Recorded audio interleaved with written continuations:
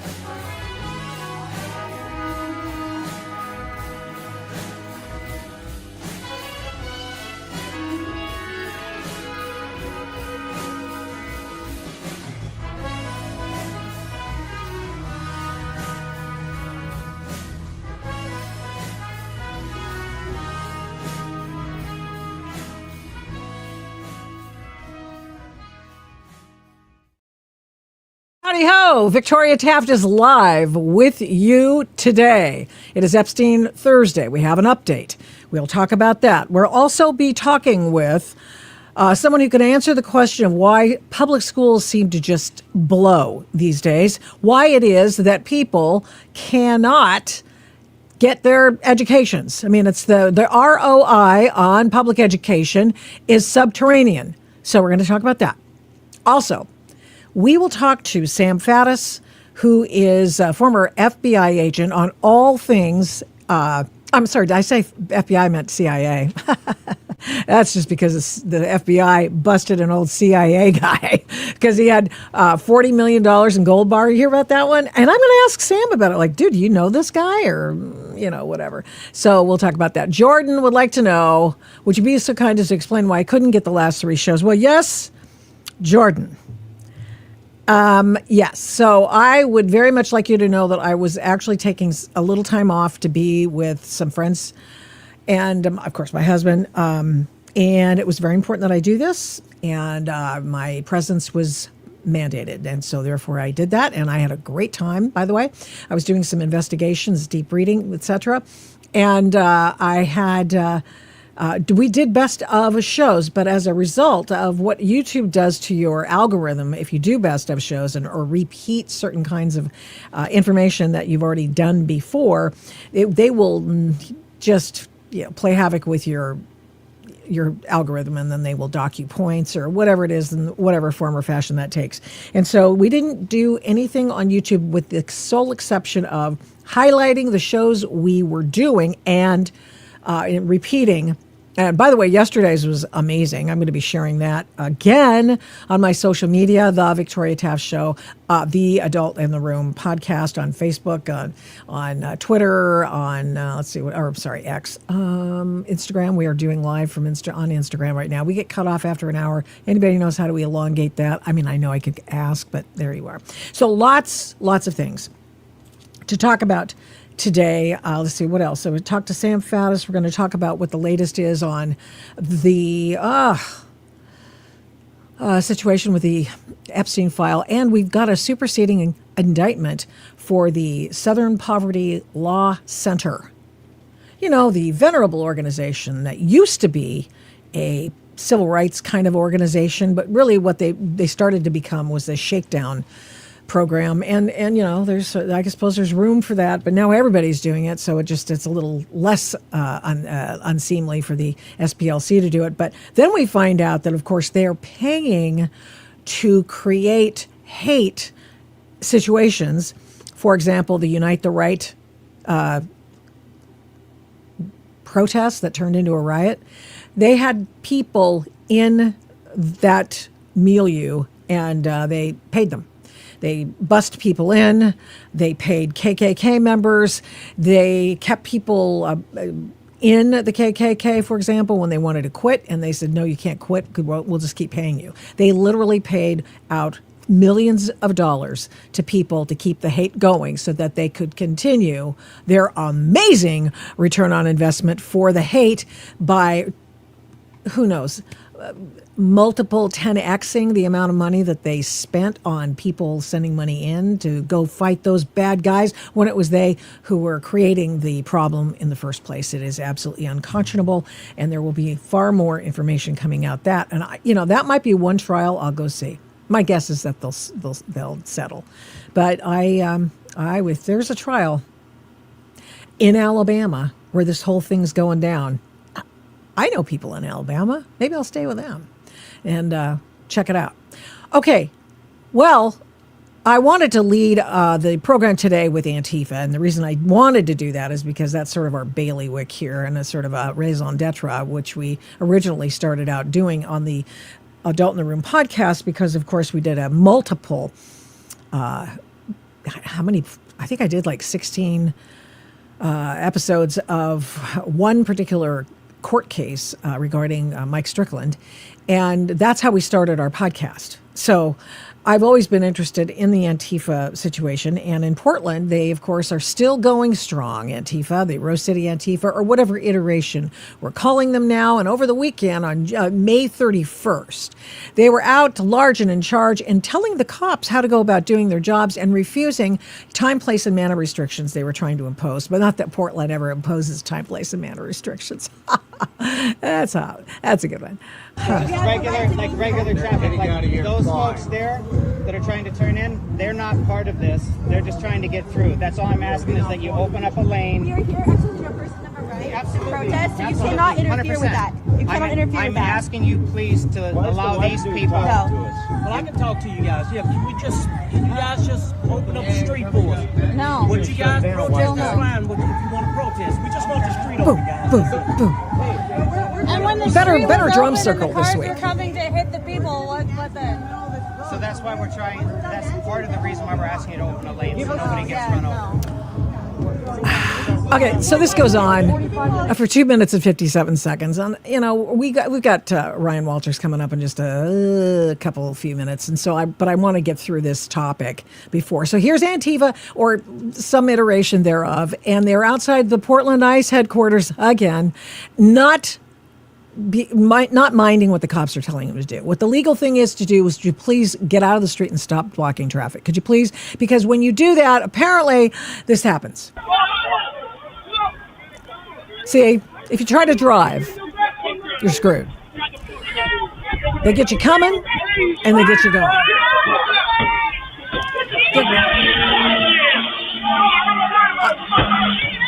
I just like to say that under no law in the land is there anything that protects the quote-unquote protesters, the street blockers, from beating up someone's car and frightening the shit out of them. Okay, sorry about that language. I've been on the S train. But if you can't do that, that is not okay. And the cops have every right to arrest everybody in there, all y'all on the street right there, because they are breaking the law, because they are preventing people from moving. But Portland won't do that. Portland will not do that. I don't know why. They just don't want to. They don't want to. They really don't want to. The mayor and all the city council,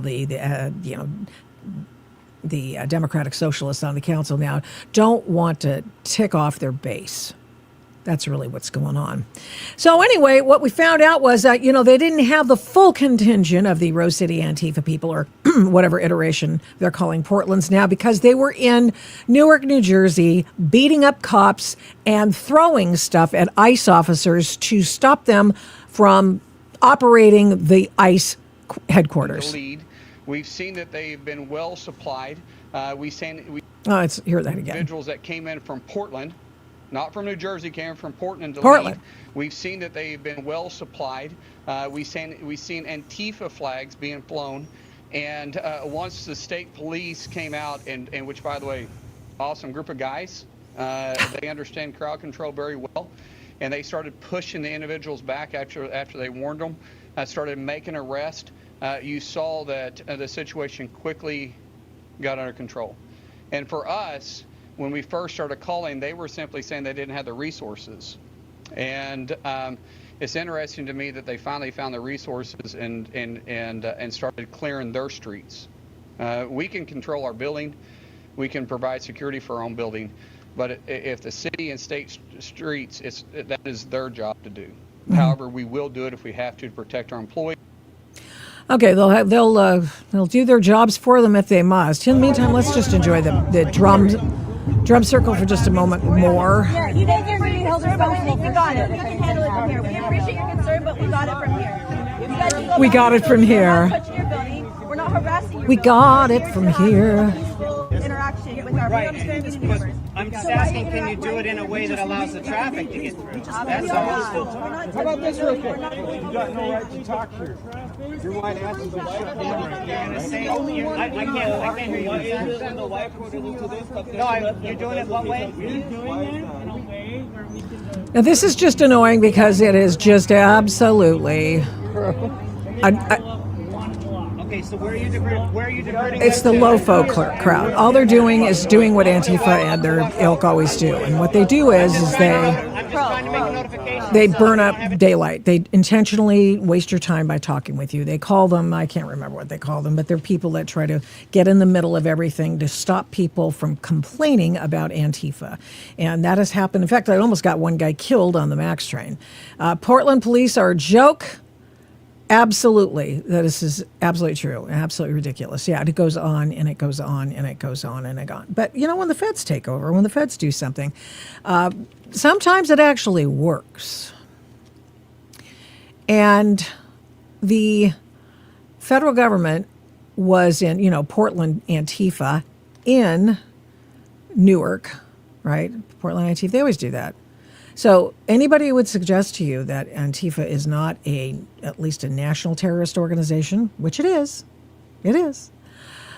lying to you if they say that there's no head, there's no organization. Well, how is it that Portland Antifa got there then? How come everybody expected them to be there? What's happening there, huh?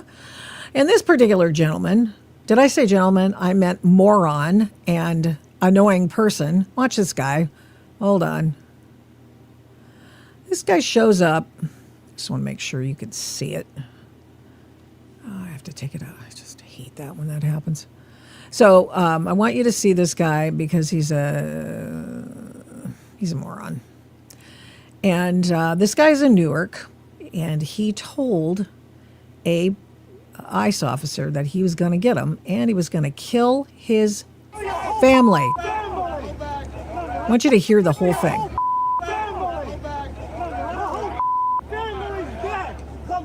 Children, your wife, all dead. Put it, my boy. I have your face, mother.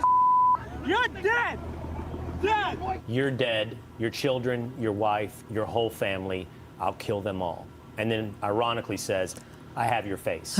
We all have his face. Yeah, so do we. And look, that's a federal crime. And not only threatening the Todd Blanche is the acting Attorney General for the United States of America. ICE officer, but think about how disgusting this individual is, threatening his family and his children with death. Yeah, I'd say what it's is pretty this man disgusting. doing? He's just doing his job standing there. And so this again, that is disgusting, that what you just showed, and we see his face, and I promise you, we will find him. And Oh yeah, and guess what? They actually did find him. Let's go over to this particular document over here. Today we find out that they found him, and homeboy's in real trouble. Remember, if you heard the voice, you're like, I'm going to get you. I'm a blah, blah, expletive deleted family. I'm going to kill everybody. I'm going to kill you, and I'm going to kill your wife, and I'm going to kill your kids. Brooklyn man charged with threatening to assault and murder an ICE officer and his family. And they found him, and his name is somebody, and he's 27. And even in this day and age of lofos in low places, younger people who have no idea what they're supposed to do with their lives, 27 is old enough to know better than to do this to an ICE officer. So Nicholas Matthews Scalfo, 27 of Brooklyn, was arrested for influencing, impeding, and retaliating against a federal officer by threat. He is appearing today before a U.S. magistrate in Newark federal court. We have the usual Todd Blanche comments. Federal law enforcement officers face danger with great courage, and they should be able to do their jobs without being threatened and fearing for their families' lives. Well, duh, of course. And then there's another one from Kash Patel, FBI is going to get you, sucker. And so that's basically what happened. And I just want you to know something. When you talk like that, when you speak like that, you're like, oh, I'm First Amendment. I have First Amendment rights. I can say anything I want. Well, sport, no, you can't, actually. You cannot incite violence against someone else in a crowd. That is not protected speech. I don't know how many times we have to go through this for the LoFo crowd in Antifa and all the other leftists, organizations, but this is a continuing problem in Portland, Oregon, as well as other places, but specifically Portland, Oregon. Let's check and make sure the drum circle is continuing. Up one block and turn down, and then, Boom, boom, and then boom, you're boom, gonna boom, boom. Woo!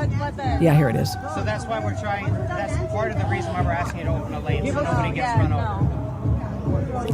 Hey, how are ya? Yeah, I mean, I know that they're going to come back later and they're going to go, oh, you just shut us up because we are Native American tribal people. That'll do it. And we were worshiping salmon in the middle of that street. And how dare you stop us from doing that? And how dare someone take a car? And we had every right to terrify them and surround them and prevent them from leaving, and then doing probably thousands of dollars of damage to their car. Thank you, Andy No, who is the person who broadcast, if you will, that information. Katie Davis Court also, where there's another sort of addendum to it, and that is when Antifa interrupts a meeting in the Portland, Oregon area. It's actually in Washington State, just across the river, and they're forming a declaration against Antifa, calling it a terrorist organization. And guess what? Antifa comes and breaks everything up. And it was quite interesting because there were two women who appear to be witches. So, there's that. This is a problem. This is a problem with people who don't have a clue of what their rights and responsibilities are under the First Amendment, because they are people who may not incite violence against another individual in a crowd like that. They can't, in fact, they can't incite violence against an individual in any manner. Furthermore, the police department in Portland, which refuses to do this, but nevertheless, the city has constitutional authority to decide the time, place, and manner of these protests. And furthermore, they can say, no, manner, you can't be in the street blocking traffic. Yes, Antifa is a joke, but they're dangerous. And that's why you don't want to mess with them in the flesh. You don't want to make them even worse than they already are. But they did so much to them in Battleground Washington that you'll see that later on in the program. I just want to tell you that there's some pretty interesting news out there, obviously, about a lot of things since I've been here for 3 programs. And that's the longest I've been gone. That's probably going to be the longest I'm gone for the rest of the year. So I'm enjoying it, and I hope I can just dine out on that one for a while. In case you haven't noticed, and in case you haven't heard, the state of California has been given a memo from university officials that their schools completely suck. They blow. They've got people graduating from these schools who can't read and compute. And so the UC system said, please, God, please, will you please allow these people to see the error of their ways and begin teaching students again? So that happened. In addition, in California, Mississippi, of all places, that used to be the laughingstock of education in the United States of America. No longer, my friends. As a matter of fact, they're at the cutting edge of reading discipline and reading and success in reading comprehension. Imagine that. Mississippi. Better than California. And it's happening, the worst of it, I believe, is along the West Coast. And somebody who's finally, thank God, really doing something about what the key problem is here is Ryan Walters. He's with the Teachers Freedom Alliance, and he's on the Adult in the Room podcast. Hello, my friend. How are you? So great to be here. Thank you for having me. Just got some basic questions for you. We've got this yet another story about people crying uncle. Like, we give up on the education system. We give up because our kids are getting lost, and all they're being taught is how the best practices are to protest, walkouts and protests. You get more approval from an administration of a school to go out and protest ICE than you do at practically anything else. And Ryan, why is that? Well, the reason why is because our public education has been set up to be an engine for the Democrat Party and for the most left-wing activists in the country. And so, frankly, they are getting the results that they want. They don't care about reading achievement. They don't care about math achievement. No. They want social justice warriors. I flagged this when I came into office, and unfortunately, I had to work a little bit under Joe Biden. And so as the Secretary of Education of Oklahoma, we're sitting here going, hey, guys, stay out of our business. Quit trying us to put DEI and math programs. We want kids to know math. We don't need all this nonsense. But one of the things I found so shocking is when our test scores came out as a country and we fell further behind other countries, Joe Biden, as Secretary of Education, said, this is fine. It's not that big of a deal. Is it? Well, and I pointed out at the time, I said, well, because that's not what they're looking at. What they're looking at is, are we activating left-wing activism in K-12 campuses across the country? That's what they care about. So for them, these are the results they want. They don't care if kids know math, English, science. They want kids to learn a distorted view of American history, one that tells kids that America is evil, racist, and everything else. But all these other factors, listen to Randy Weingarten. How often does she ever bring up reading? She doesn't care. She wants you to go protest President Trump. That's what she's about. Yeah, she really is. It's a shame. Of course, Randy's organization's former leader, the American Teachers Federation, once said that, they don't represent students. Students don't vote, and students don't pay membership. But the teachers do, and in fact, they're enslaved to do that in some form or fashion. And Randy Weingarten and others, they've decided that their main lot in life is to just take over the mechanism of the schools. And they, with the NEA as well, have decided that they're basically going to be turnout machines and money laundering machines for the Democratic Party. That I'm not overstating that, am I? No, not at all. And when you look at the hundreds of millions of dollars that they've spent on Kamala Harris's presidential campaign, on funding of No Kings rallies across the country, funding of drag shows across the country. That's what they are about. I mean, you can see what they're about by where they're spending their money.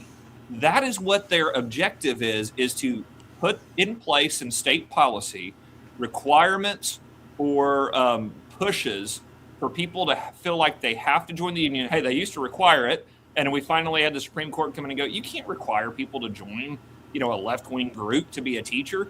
So now it's coercion, it's bullying, it's making it very difficult to leave. It's like the Hotel California, you can check out, but you can never leave.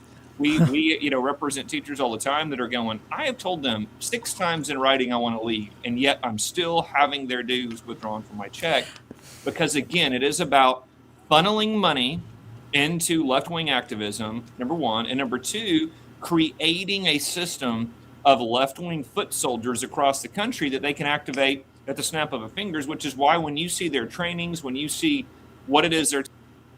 Oh, great. I just, sorry, Ryan.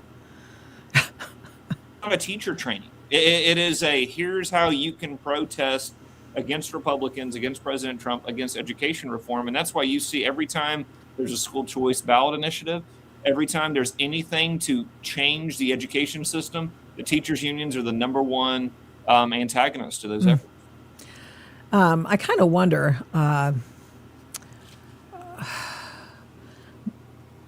how they've gotten away with so much.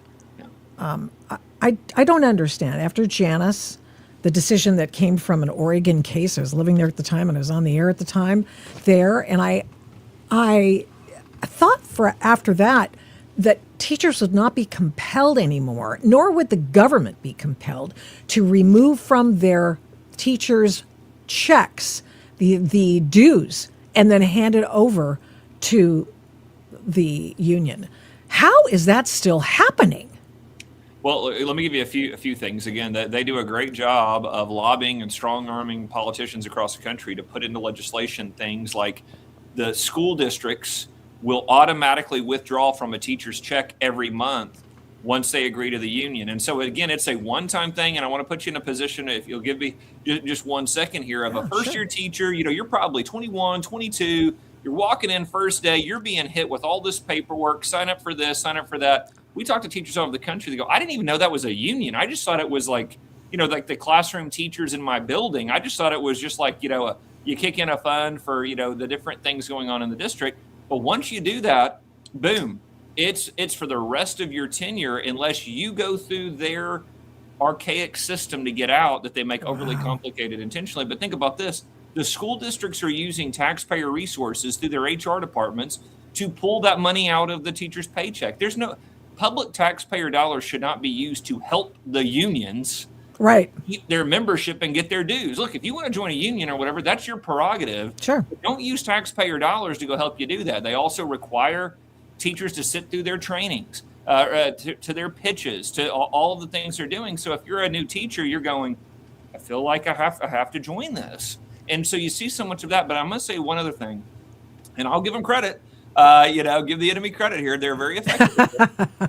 They do a great job with their branding locally of, hey, they don't come out and say, hey, join us. We're going to help Kamala Harris become president. We're going to fund the No Kings rallies. When you drill down into what their local pitches are, they really go into teachers' classrooms, and it's a local building rep, and it's, hey, we're here to help. We're just a bunch of teachers, blah, blah, blah. They don't tell them any of the giving, where the money goes. They don't talk about we're funding these rallies and these rallies.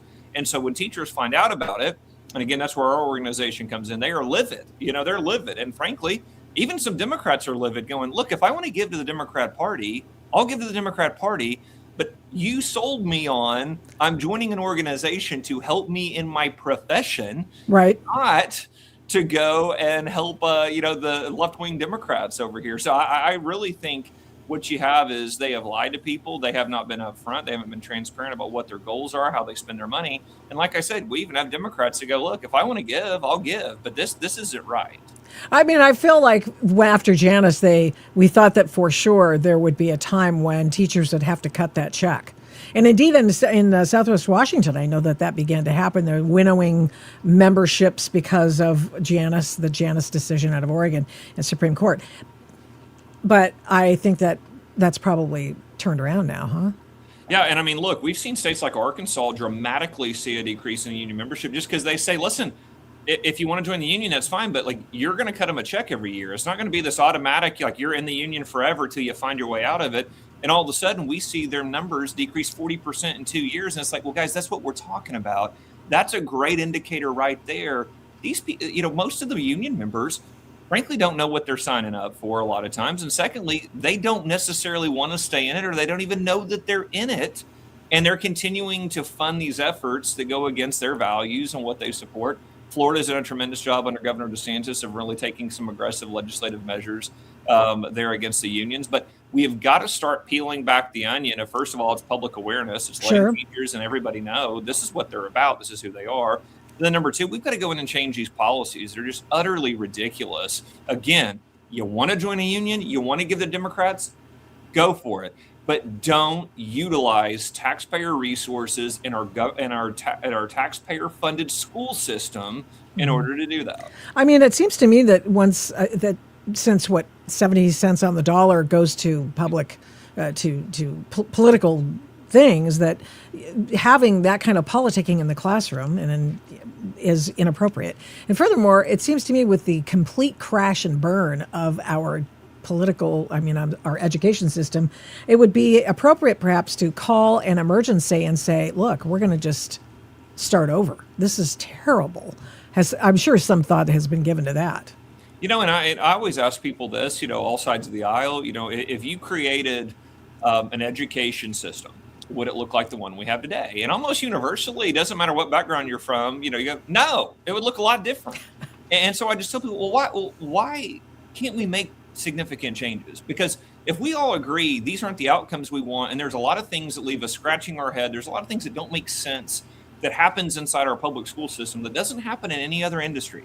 I mean, what other industry says, listen, no matter what what's your reading level, no matter what, hey, you're going to be in this classroom for 50 minutes doing the same thing as everybody else. Doesn't matter if you're ahead, doesn't matter if you're behind. And by the way, teachers, you do a great job. We pay you the same. Doesn't matter if you're great. Doesn't matter if you're the worst teacher ever.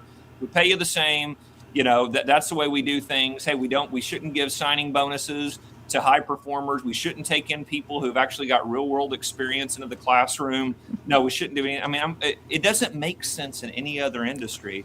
But what I try to walk people through is it's because you've got the teachers union, you have the school administrators associations, you have the school board associations, that they make a lot of money off of this model. And so the model needs to stay the same for their power structure, for them to be able to funnel money to left-wing causes, and for them to continue to be the big power brokers in education. So school choice, merit pay for teachers, advanced learning initiatives for kids that make the school system look very different. Thinking about how we recruit people outside of education into education, all of these things, frankly, even just, options of getting real world experience for kids earlier in their learning, they fight all of these things that, frankly, I bet if we went out and polled them, these are very common sense type of initiatives, but any change to the system means that they don't have the lock on power that they've had for decades that has benefited them tremendously. I mean, it does. I remember as a young reporter, and I covered the Teachers Association. What did I know? Just so many interesting things about the internecine warfare between the administrations and all that, the teachers unions. What I found out was, wait a second now. So you're sitting at the negotiating table and you're negotiating contract with the teachers. And on one side of the table are teachers. And on the other side of the table are administrators that used to be teachers. And nowhere at the table is anyone advocating for the kids. They pretend they are, but they're not. That's right. Where are the parents? Where are the taxpayers? That's the questions I always ask about this is like, there's nobody that knows the kids better than their parents. They always seem to sit at the table. We've seen all of these groups fight to keep parents out of the classroom, out of the learning environment. Yeah. We see, under Joe Biden, the School Board Association wrote to him and said, we want to declare them domestic terrorists, go investigate them. We had the FBI investigating parents for showing up at school board meetings. Okay, if you have a problem with the school, you shouldn't go to the school board. I mean, again, we fundamentally allowed them to shift this entire concept of the way the education system was set up in the beginning. Our schools used to reflect our communities and our community values. because school board members were elected from the community to ensure that it was very reflective of what the people, the taxpayers of the community wanted. And now you've seen this so twisted upside down, where you've got rogue school board members with left-wing agendas, you've got administrators run amok that really don't answer to anybody, and you've got a teachers union that's running the inside of the school, and then taxpayers and parents are left on the outside looking in going, I mean, when did we ever get where was the conversation when they said we want to tell every kid there's 27 genders? Because I would have shown up to that meeting. Yeah, I would have shown up to that meeting. Yeah. I mean, the secret messages between teachers, like in Virginia, for example, where then they started spying on the parents who were going to the school board meetings. You were in charge of you were a superintendent of the Oklahoma schools, and you caused a stir when you said, we need to be teaching fundamental values of our society. That means we are teaching Western civilization. And you caught hell for putting Bibles in classrooms.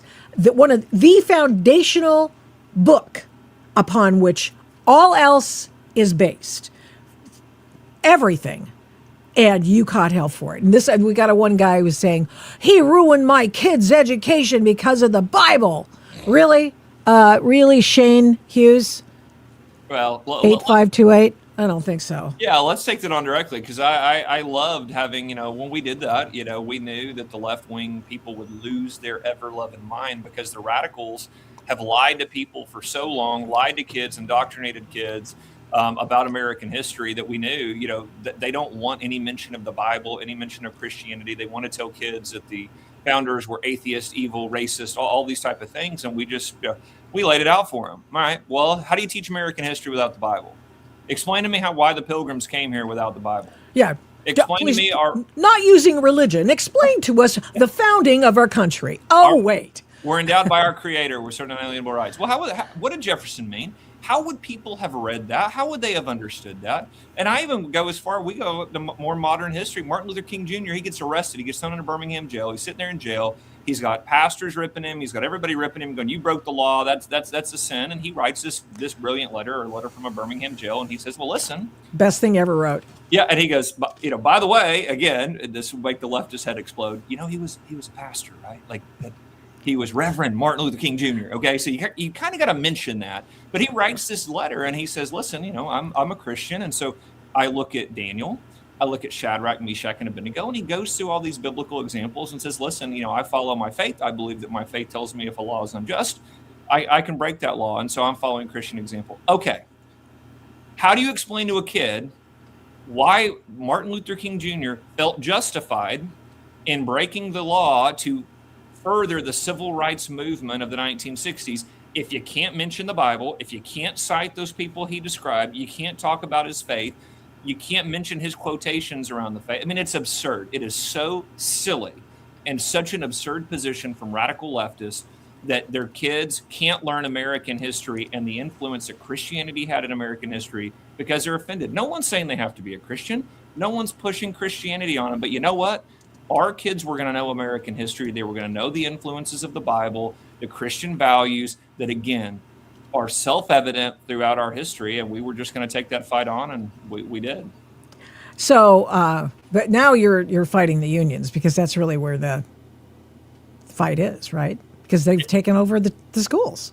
Look, every fight we had, so we got universal school choice done. We were the first state to ban CRT. We were the first state to put the Bible back in the classroom. I mean, we can kind of tick through a lot of those initiatives that we did. But I'm going to tell you, our number one adversary every step of the way, we had merit pay for teachers across the board. We were the state that gave the biggest signing bonuses for high-performing teachers in the country. The unions fought all of it. They fought all of it.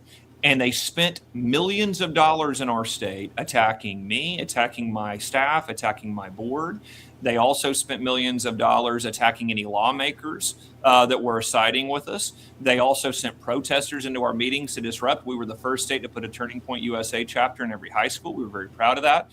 They sent protesters to come in and scream and shout during our moment of silence for Charlie Kirk, just to kind of show you the type of people you're dealing with here.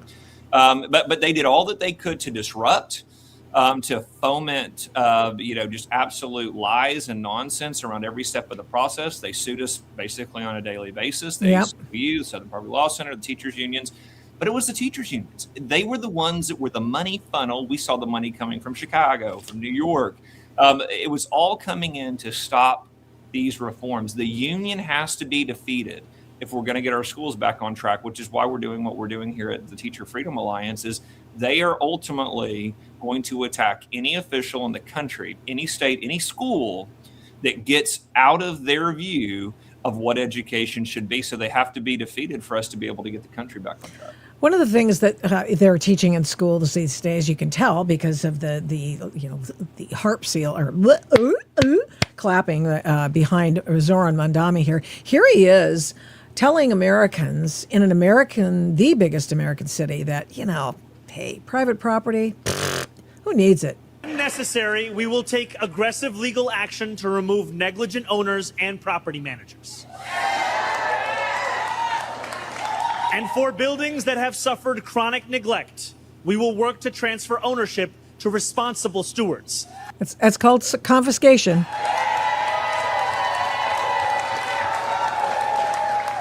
Stewards that include community land trusts, nonprofits, Run by government, nonprofits, their friends. or even the tenants themselves.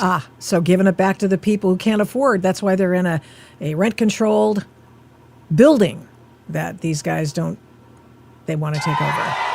Woo! So you got these nutballs in the back. Woo!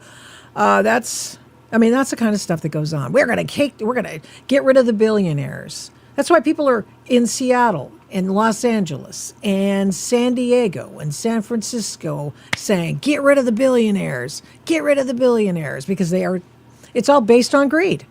Not theirs, the billionaires, theirs, the people. And what you see here is, I'm a former history teacher. That was my background. So, it's something I can get on the soapbox on for sure. But what we've seen here is, this is why the left hates teaching history so much. It's why they so focused on indoctrinating our kids. Because again, if you go back and look at socialism, look at communism, these are not new ideas. It's not new ideas. It drives me nuts when you see young people talking about, we got to try something new. We're going to do this. It's like, again, if you were in a history classroom at all, you would have heard these things have been tried time and time again. The results are very crystal clear. That's why they were rejected by our founders. That's why they were rejected throughout American history. These type of tenets that have come up, we don't agree with them. That's part of why America has been successful. But if you don't teach young people American history, if you don't give them any context for this moment that we're in today, again, you can sell anything to them. You can make them believe any lie that you want to throw out there. And again, you see it with the attacks on the Bible that we saw. Again, the left, they don't want any kid to know that there was even a Bible or that anybody read a Bible in American history. Right. They want that completely out. Same way with capitalism. They don't want kids to understand that anything good came from America's a terrible place. And if they know anything about capitalism, they're going to think America's terrible because of capitalism, rather than understanding the tenets of the free market, rather than understanding the tenets of what capitalism have done for this country, and why, when you see Karl Marx pop up in the 1800s, why, when you continue to see these socialist movements, they were flatly rejected in American history. Why do you suppose, or where do you suppose one might read about coveting someone else's things and abject greed? Where, hold on. Where would somebody read about those things? It's funny. I feel like those are mentioned in the Bible somewhere. I think they are. Yeah, so you guys are doing what you're doing to arrest this onslaught of this leftism in schools. And how precisely are you doing that? So what we're doing is we're providing an alternative for the teachers union. And we've heard this from so many, our partners at the Freedom Foundation. They get folks to leave unions, and they looked at it and said, look, teachers don't want to leave because they are fearful. They leave and they're under attack. They're being doxxed.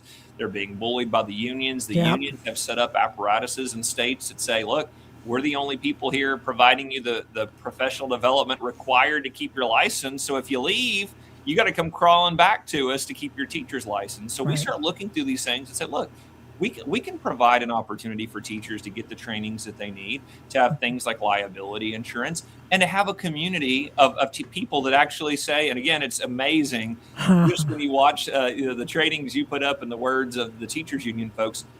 When I go in and meet with our teachers, it's the opposite. They want to learn how to better teach reading. They want to hone their skills to be the best teachers they can be. Those are our conversations. And then you go over there and watch what the teachers union's talking about how they can organize, pro-transgenderism in schools. It's just, we're providing folks the ability, and we help them leave the unions, but then we're also promoting getting back to the basics in education, providing a community of like-minded educators if that's their focus. And then the last part, and we've already touched on this a little bit, but it's how as teachers do we create great American citizens? If Yes. the next generation doesn't love this country and understand its values, we're no longer going to be the greatest country in the history of the world. It's so important to heed Franklin's warning that we're a republic if we can keep it. Right. And it's so essential that young people understand what are those values, why did we hold on to them, why did we fight for them, why did time and time again, you even go back to as early as World War II, why did the greatest generation believe in risking their lives, leaving their families? I always had my students read the letters from World War II. You had people, they loved their families. They wanted to be at home. They wanted to be, back with their families. Sure. They didn't want the world ruled by Nazism and that evil. They believed in American values. Mm-hmm. The only way we continue to be the greatest country in the history of the world is if the next generation understand those values and love this country. And so we're unapologetic about helping teachers do that. Good. What do you think about the deconstruction, if you will, of the decentralization of the Department of Education? Love it. Huge. President Trump is doing a tremendous job with that. Look, Congress needs to move on that. I mean, they need to continue to annihilate that agency, because what you saw is, remember, that was the number one ask of the teachers union of Jimmy Carter. Create a Department of Education. And just so your viewers get the full picture, why did they care so much about a federal agency? Because they knew that would be a federal agency that they would capture, that they would then have a partner to help force not only their agenda, but what they're literally doing in schools when it comes to membership, when it comes to their policies and everything else.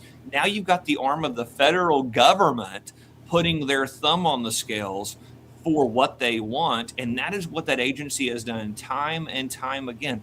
That's where we got, hey, where did DEI and CRT come from? It was forced by the federal government. Again, I got the little grams from, Joe Biden threatening to jerk our funding from us because we didn't have DEI in a first grade math classroom. So, no, that has nothing to do with math. Absolutely not. But those were the threats. And by the way, and I always try to let people know this as well.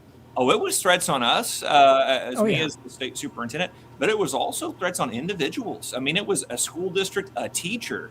If you don't do these things when it came to identifying kids as transgender, they were going to come after you. And so the threats coming from the Federal Department of Education, I mean, it's mind-blowing how aggressive they were with this crazy agenda. But that's why the left wanted that agency. That's why you've seen the left just really circle the wagons on keeping it. And that's why President Trump's done a tremendous job in saying, no, I've identified one of the problems. It's that agency right there, and we're going to get rid of it. Yeah, they've captured it. You're right. It's one-stop shopping for the teachers' unions. And thank you very much, Ryan Walters, for doing what you're doing to dismantle that as well at the Teachers Freedom Alliance. I really appreciate all the work you do there. And how can people get in touch with you one more time so that they know how to get in touch? Teachers watching, listening, and who will see all the different variety of shorts and videos that we put out after this. How can they find you? Well, I appreciate that so much, and I'm a huge fan. You're doing a great job. Thank you for what you're doing for the country. So it's an honor to be on. Anybody that wants to follow teacherfreedom.com, go sign up for our updates. Please tell your teachers, teacher friends about the work we're doing. But parents, taxpayers, if you want to follow our work, please go there at teacherfreedom.com. And we're all over social media. So you can find our handles there, Teacher Freedom Alliance there on Twitter, Facebook, everything else. So thank you so much for having me on today. Thank you so much. I really appreciate it. And I just pray stay safe. I know you are in the crosshairs all the time, literal ones. And I appreciate you for having the courage to do what you're doing as well. I know it's fraught work. Thank you so much, Ryan Walters. Really appreciate it. Okay. So, I mean, oh, gee, let's see. What have we talked about already? Oh, yes, Antifa and what they're doing in Portland, is furthermore what is being done in Newark, New Jersey, and how that guy was caught. And today he was indicted. The guy who, Mr. I'm gonna get you. Yeah, he's been indicted by the feds. That's not a pretty thing. I wish they'd do that with all the different blockheads who do this sort of thing outside ICE agencies. So we've done that. We talked to Ryan Walters about dismantling the teachers' associations. That sounds like a pretty noble enterprise, does it not? And then over the past few days, we've had some amazing, bizarre stories about what's going on in America's intelligence community. They call it the IC, the intelligence community. And naturally, whenever we do have questions about that, we have questions about some of the internal things that are going on. Let's say, for example, in Iran, and what part of the CIA might be there? What's happening there? And all kinds of things like what is it, Mr. Gold Bars. So I had to talk to Sam Faddis about this. Sam Faddis, former CIA official. I hear a big fan must be hot where you are. Do you hear a fan? Or something. I hear something. I hear something. Oh, there you go. Whatever that is, you stopped it. Well, unfortunately, I think I stopped by cutting off the mic. Do you want me to disconnect and come back? Okay, come back. Thank you. Yeah, that'd be great. Let me disconnect. It's not it's not recognizing the right microphone. I'll be right back. Okay. Thank you. Awesome. Okay. So Sam will come right back. Oh, okay. Let's read some of your comments. Well, everybody's just so nice. Oh, it's the horse face lady. Thanks so much. It's Mom Donnie, not Mom Dommy. Yeah, no kidding. Yeah, we know that, and that's what I said. Again, get your ears checked. That's all I can say. And remember when they made? I'll say here this. Remember when they made this thing about separating church and state? LOL.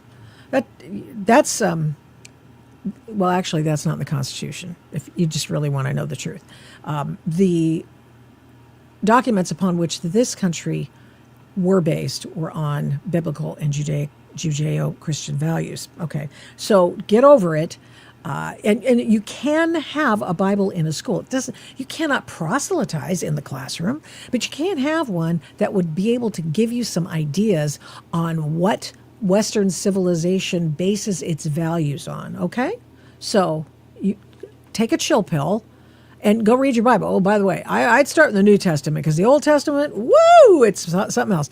He sounds like one of those Scientology PR guys. Yeah, okay, said the crazy person in the cult. My personal belief is that no public employee should not be allowed to be part of an employee union. Public employee work for public, not any union. This is the way it used to be. Yeah, John Kennedy was opposed to that.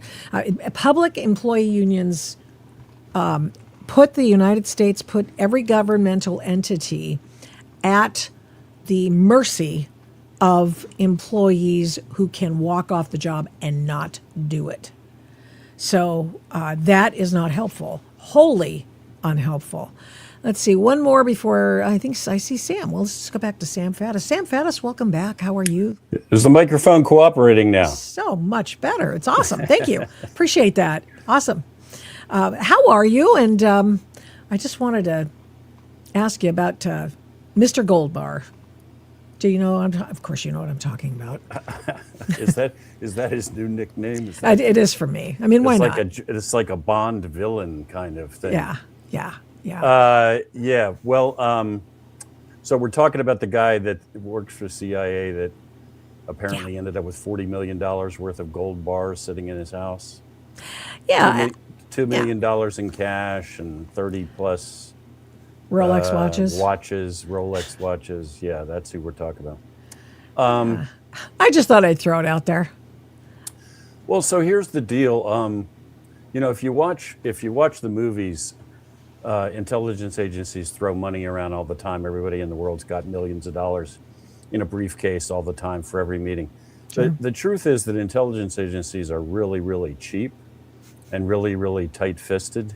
So they'll come up with money, but they'll drive a very hard bargain for it. And you better believe when you are an intelligence officer working for CIA, as I was undercover, you account for literally every penny. Nobody hands you. I mean, literally, you know, the biggest way, biggest way you can destroy your career at CIA is not by not being able to account for where your money went. You meet some dude 3 o'clock in the morning in a back alley trying to stay alive and pass him money. And the first thing they ask you when you walk back in the office is not what kind of cool high-speed intel you've got. It's where's the receipt for the money you gave him. So in that context, I have no rational explanation on earth for how the hell some guy who works for CIA got $40 million in gold bars, and then nobody apparently knew where they were, what had happened to them.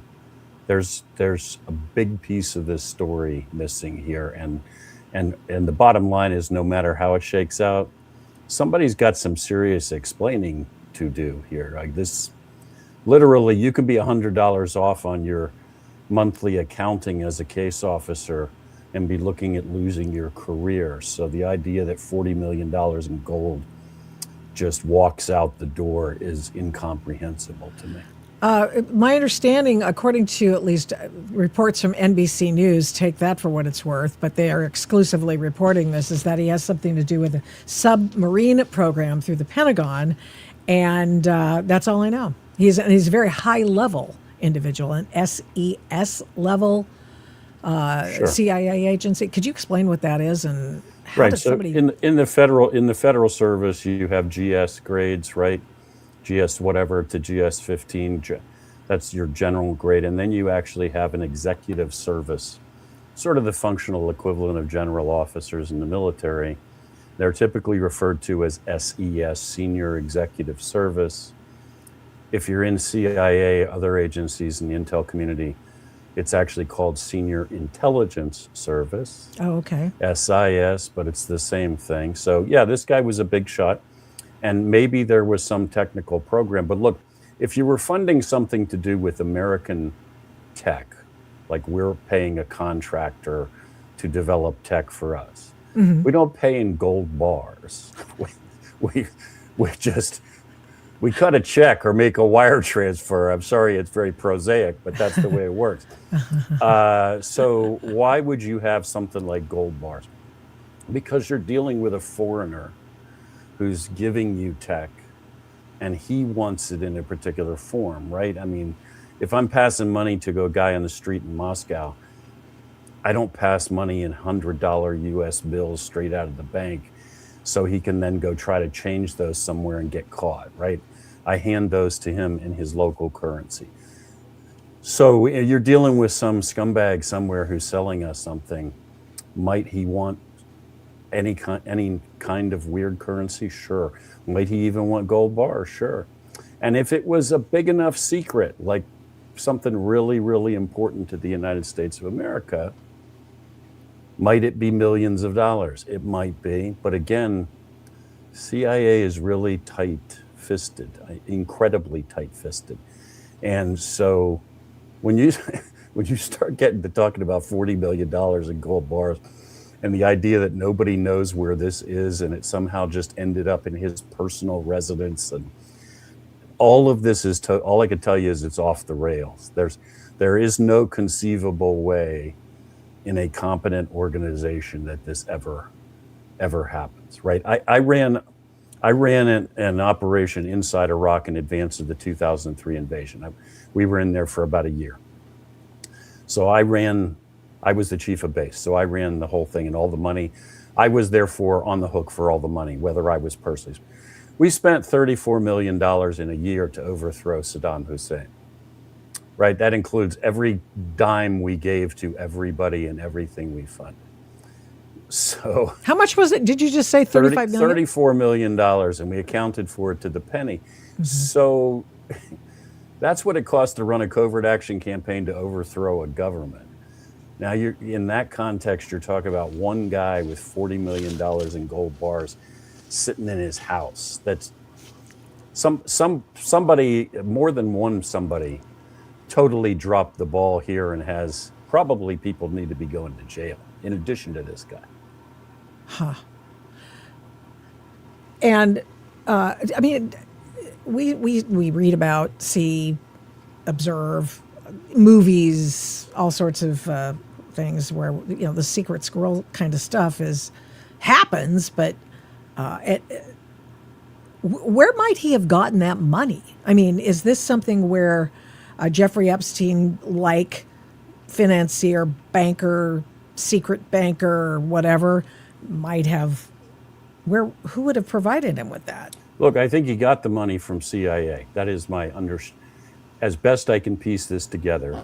He got the money from CIA. Does CIA have money in gold bars? Yeah, for exactly the reason that I just explained. Yeah. If I'm dealing with an arms dealer in the middle of nowhere and he's going to give me super secret Russian technical information and he doesn't want anything other than gold bars, well, then I got to be able to give him gold bars.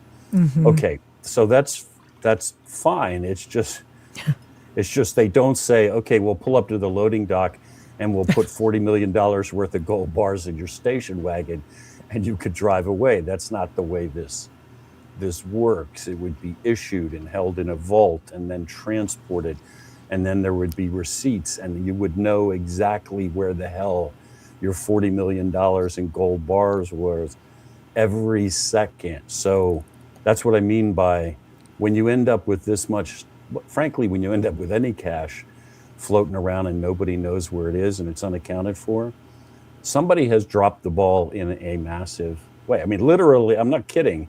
You can lose your career over, at the end of the month, you have to, as a case officer, account for your funds. Right. Everything we gave you this month and where it went.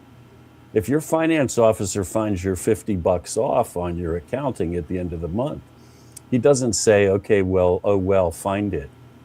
Everything comes to a screeching halt. And if you don't come up with the cash and a good explanation for where your money's going, your career is literally over. So in that context, again, $40 million in gold walks out the door. I mean, come on. And $2 million in cash and, Rolex watches. I mean, those are the kinds of things you would purchase to hand. I'm talking to some warlord somewhere and he's turned on by Rolex watches. Uh-huh. The company gives me a Rolex watch to give to the guy. But again, they don't just hand it to me and it goes in my pocket. Like that, this is very carefully watched, or should be carefully watched. Obviously, it was not here. Can I ask you another dumb question? And that is, I'm going to go ahead and do it. So you've got this guy with all this stuff. The loot is in his house. Is it possible that he only had it for a short time in order to convey it to somewhere else? Is there another explanation for this? Well, presumably he was supposed to convey it to somewhere else, right? But the thing is, so there is literally, I mean, without going into details we can't talk about, there's literally a vault at CIA headquarters. This stuff is not sitting in a desk drawer. And when it leaves the vault at CIA headquarters, there's all sorts of all the paperwork you would imagine, right? This is the friggin' US government, so documents and forms and bureaucracy stacked on top of it. That stuff doesn't walk out the door without being documented, and then you also knowing where is it going. Again, you're not putting it in your SUV and just keeping it at home tonight. You're right. If it's going overseas, why isn't it going to a plane and being loaded onto a plane? And when it arrives in a foreign country, then it would go into a vault there. Obviously that didn't happen, and there is no good reason for it. The FBI, extraordinary thing, the FBI is looking into the CIA guy. I mean, how often does that kind of thing happen? I mean, rarely, and when it happens, it's not a good day for you. It's,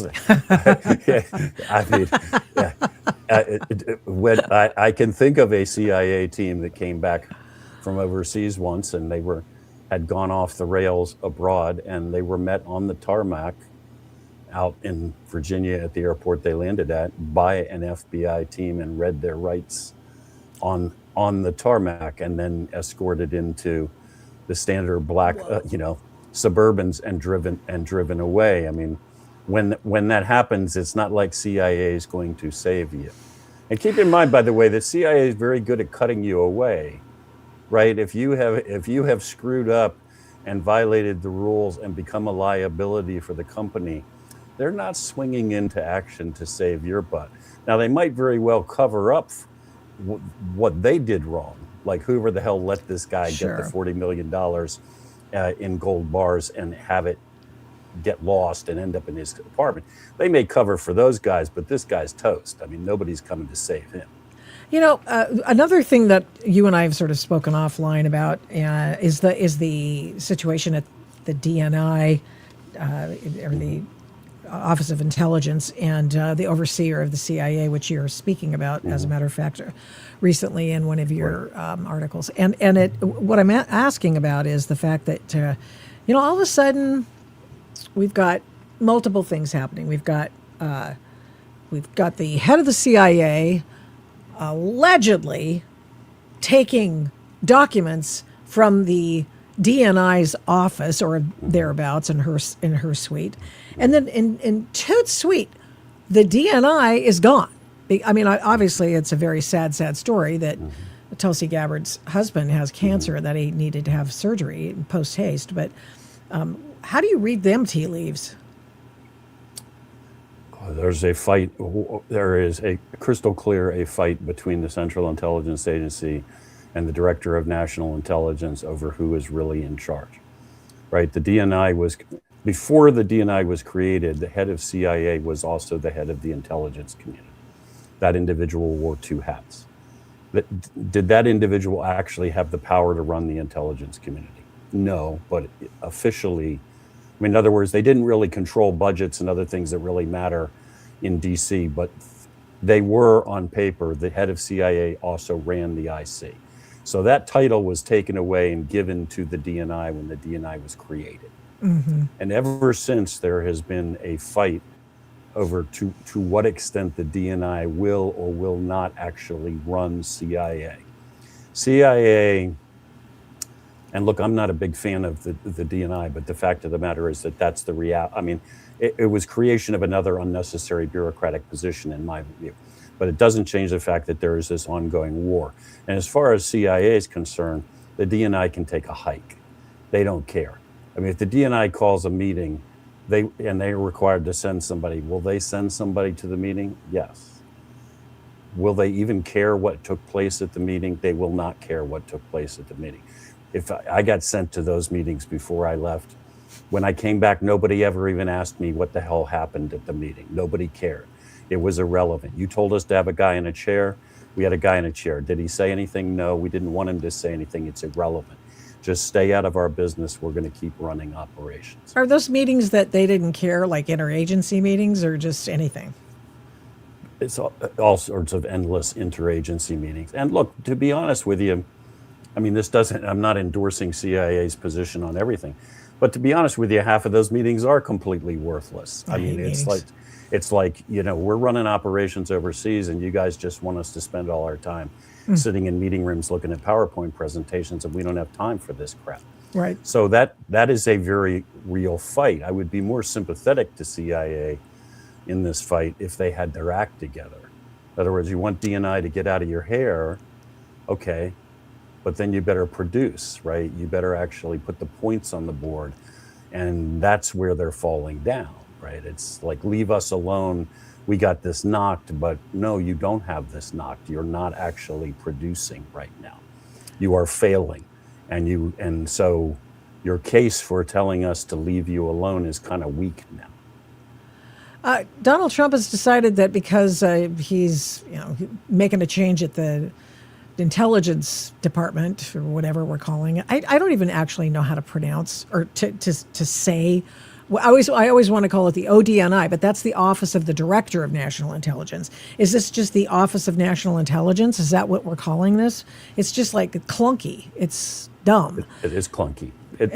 We typically refer to it as the person is the DNI, the Director of National Intelligence. And yes, the entity is the ODNI, the Office of Director of National Intelligence. And yes, it's horribly clunky and and bureaucratic. And look, it's another layer of they created another layer of bureaucracy to put on top of the bureaucracy after 9/11 because more bureaucracy was going to make it better. Well, that's never happened. No. And my question to you, you've got, you have some comments about it. And pretty much your comments are this: we don't need another level of bureaucracy. We have 25 years of this crap, and it hasn't actually done us much good at all. We don't have any more human intelligence on the ground. I don't even, what do they do over there? They just sort of amass things and hope that it looks like they're doing something busy. I have no gripes with what Tulsi Gabbard was doing, specifically going back and releasing and declassifying things. I'm all for more declassifications. I want more records out there. And she was doing a public service. Absolutely. Now she's gone, and some suit from the Department of Commerce or whatever that Bill Pulte is going to be slotted in there to keep the chair warm, I guess. Yeah, I you look puzzled, and I'm puzzled as I am just as puzzled. I mean, look, I don't know the gentleman in question. I'm not throwing stones at him, but the bottom line is. I should say, as an aside, I'm a big fan of Tulsi. She was asking questions and demanding accountability. Absolutely. Okay, but here's the bottom line. The IC, the intelligence community, is broken. It's dysfunctional. In military terms, we would say combat ineffective. It ain't getting the job done. So if, you're going to put somebody in to run it, okay, but the first question is, what the heck are they doing? Are they going to do anything to fix it? Because sitting in the chair and presiding over the status quo is not, it is an option, but it's not a good option because, we're in the middle of a war with Iran and our intelligence is terrible, which is one of the reasons why we're in the war with Iran, because our intelligence is terrible. So you need to fix it. So whoever the heck you send there needs to go with the mandate to make serious changes. You're going to have to fire a bunch of people, bring out a baseball bat, break a lot of china. We're not in the mode of making minor adjustments. Now, if this gentleman comes through the door with a mandate from Donald Trump to bring in the people to do that, I'm all for that. But if he's coming in, obviously without any background in the business, and going to kind of sit in the big chair and leave things as they are, well, then we got a big problem. Isn't this in effect a vote to have the CIA in charge of the entire process again? That is in fact the leading interpretation from everybody I talked to in Washington, D.C. That what this means is that the president considers the D&I position to be irrelevant, that he doesn't have the time or the inclination to waste time trying to get the statute repealed to get rid of it. So he's going to put a caretaker in at the top because, again, he doesn't care about the D&I. In effect, CIA is in charge. I'm all for stripping out bureaucracy, and I don't have a problem with CIA being in charge, but CIA is part of the problem. If they're in charge, you still have to fix them. They are not... They're not getting the job done. So shove the D&I out of the way. Okay, great, man. I don't care. But it doesn't change the fact that you and the CIA you're not putting the points on the board. Speaking of points on the board, here we go. You have written a piece over at And Magazine, which is on Substack. Sam Faddis on Substack as well. And he writes, could Iran acquire a nuclear weapon right now? And his main thesis is, we have no idea because of our crappy intelligence agencies. Basically. Am I close? I think you should write the summaries for all of our articles at And Magazine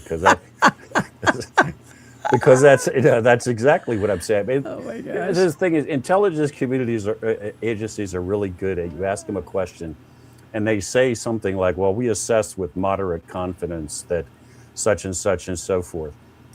And then it sounds very spooky and like they must have really cool information, and nobody ever calls them on it, or nobody can call them because they can retreat behind source protection.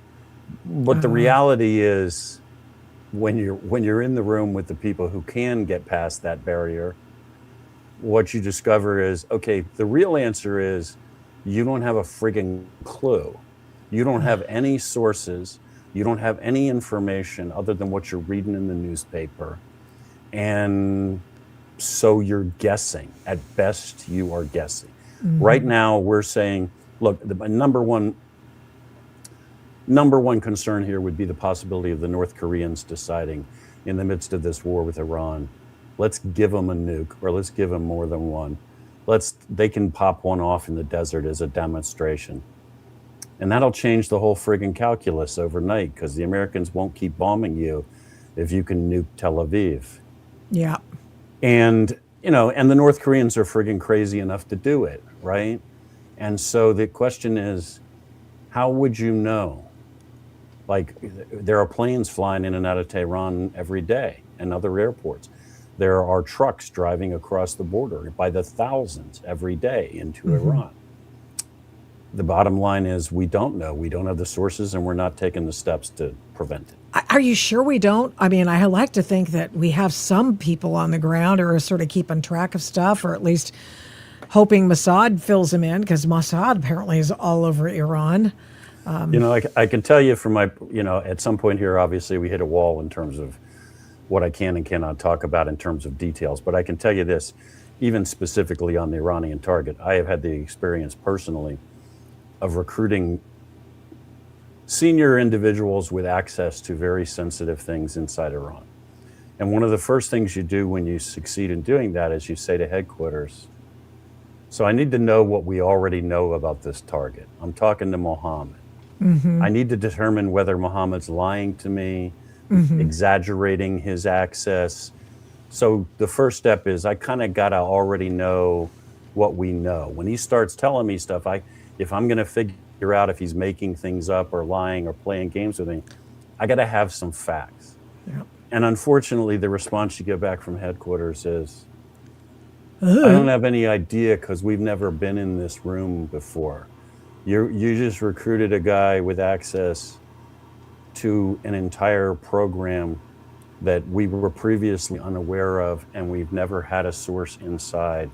So good luck, but you're not only in a room we've never been in before, but you're like in an entire house we've never been in before. And that happens with some regularity. So look, to be fair, it's not easy to recruit sources inside Iran. They spend a lot of time catching people and doing horrible things to you. So, right. But yeah, am I confident that our access is terrible? Yes.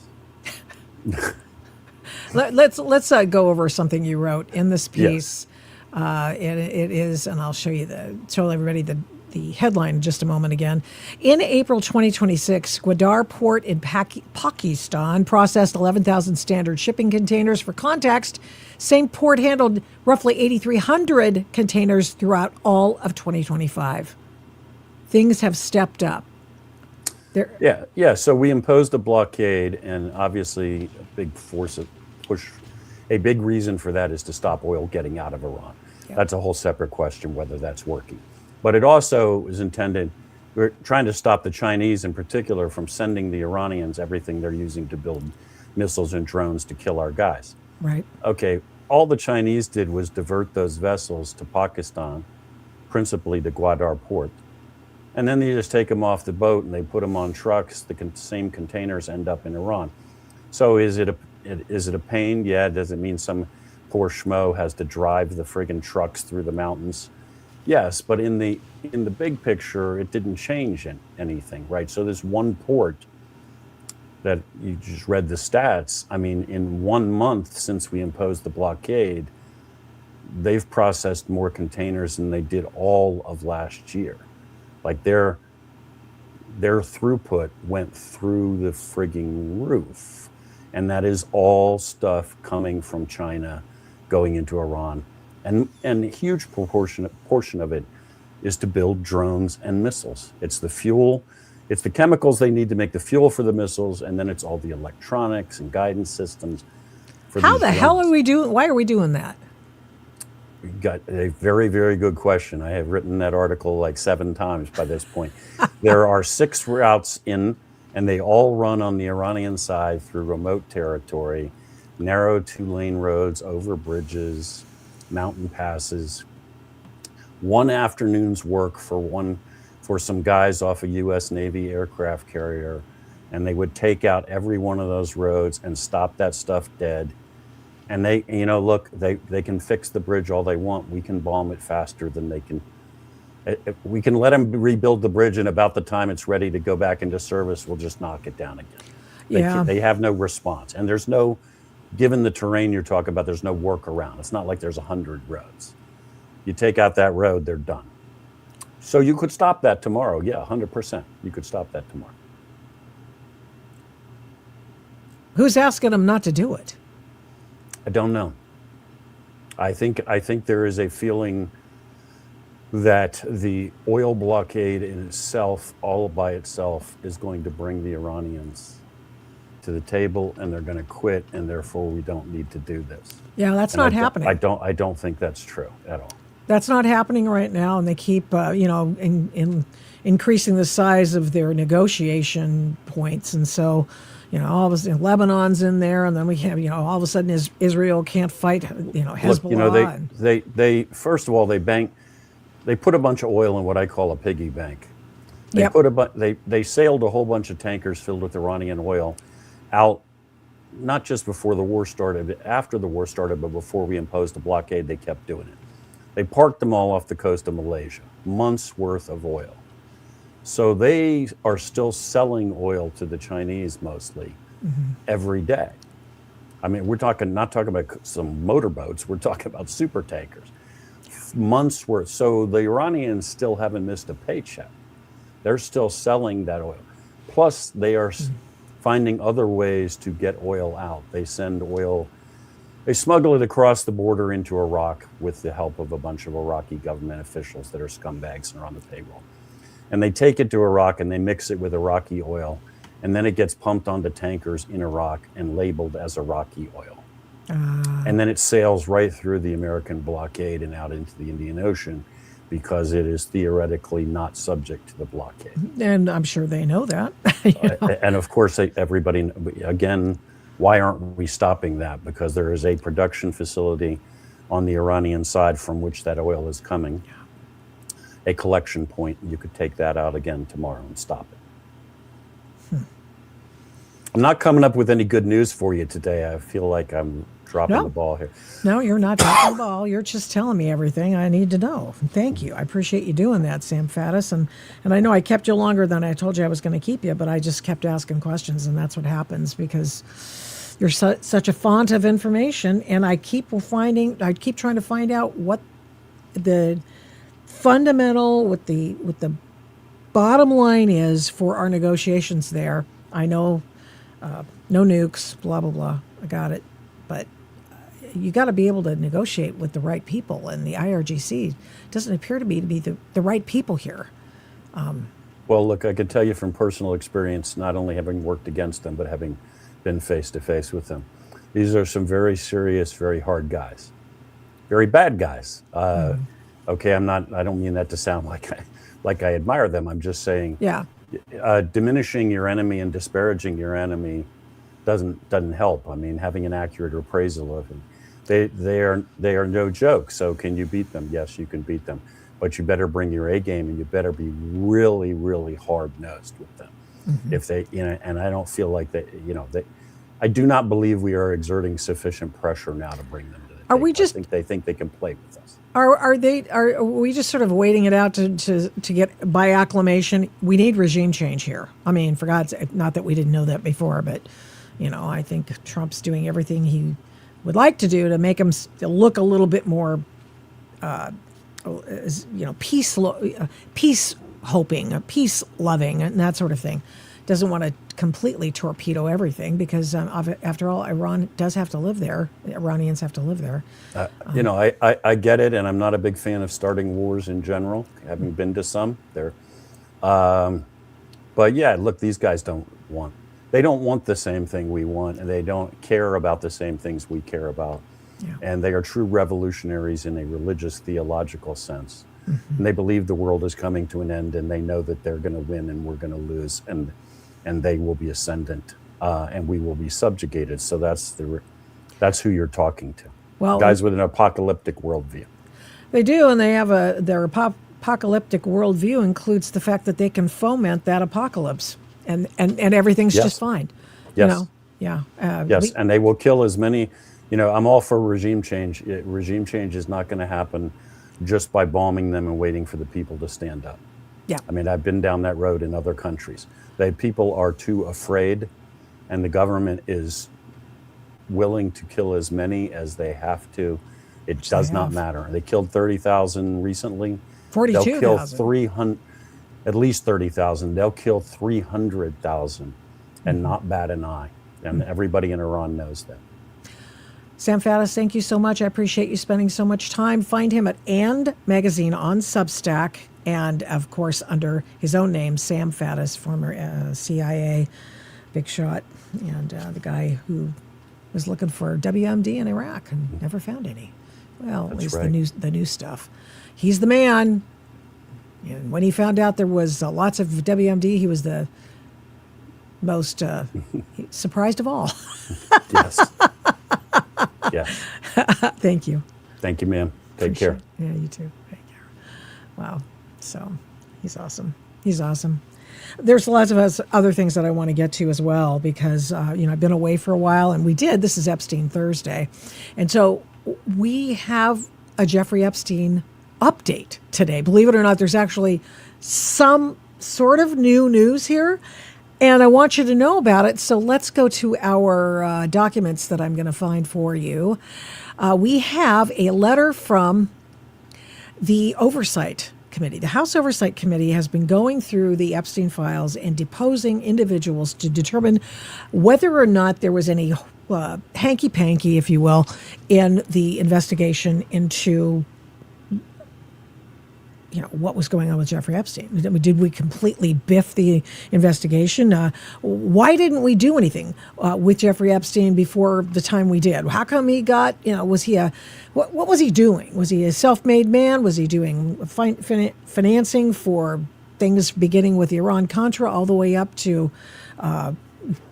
stuff like what we see today with the $40 million in gold bars? I mean, what's going on?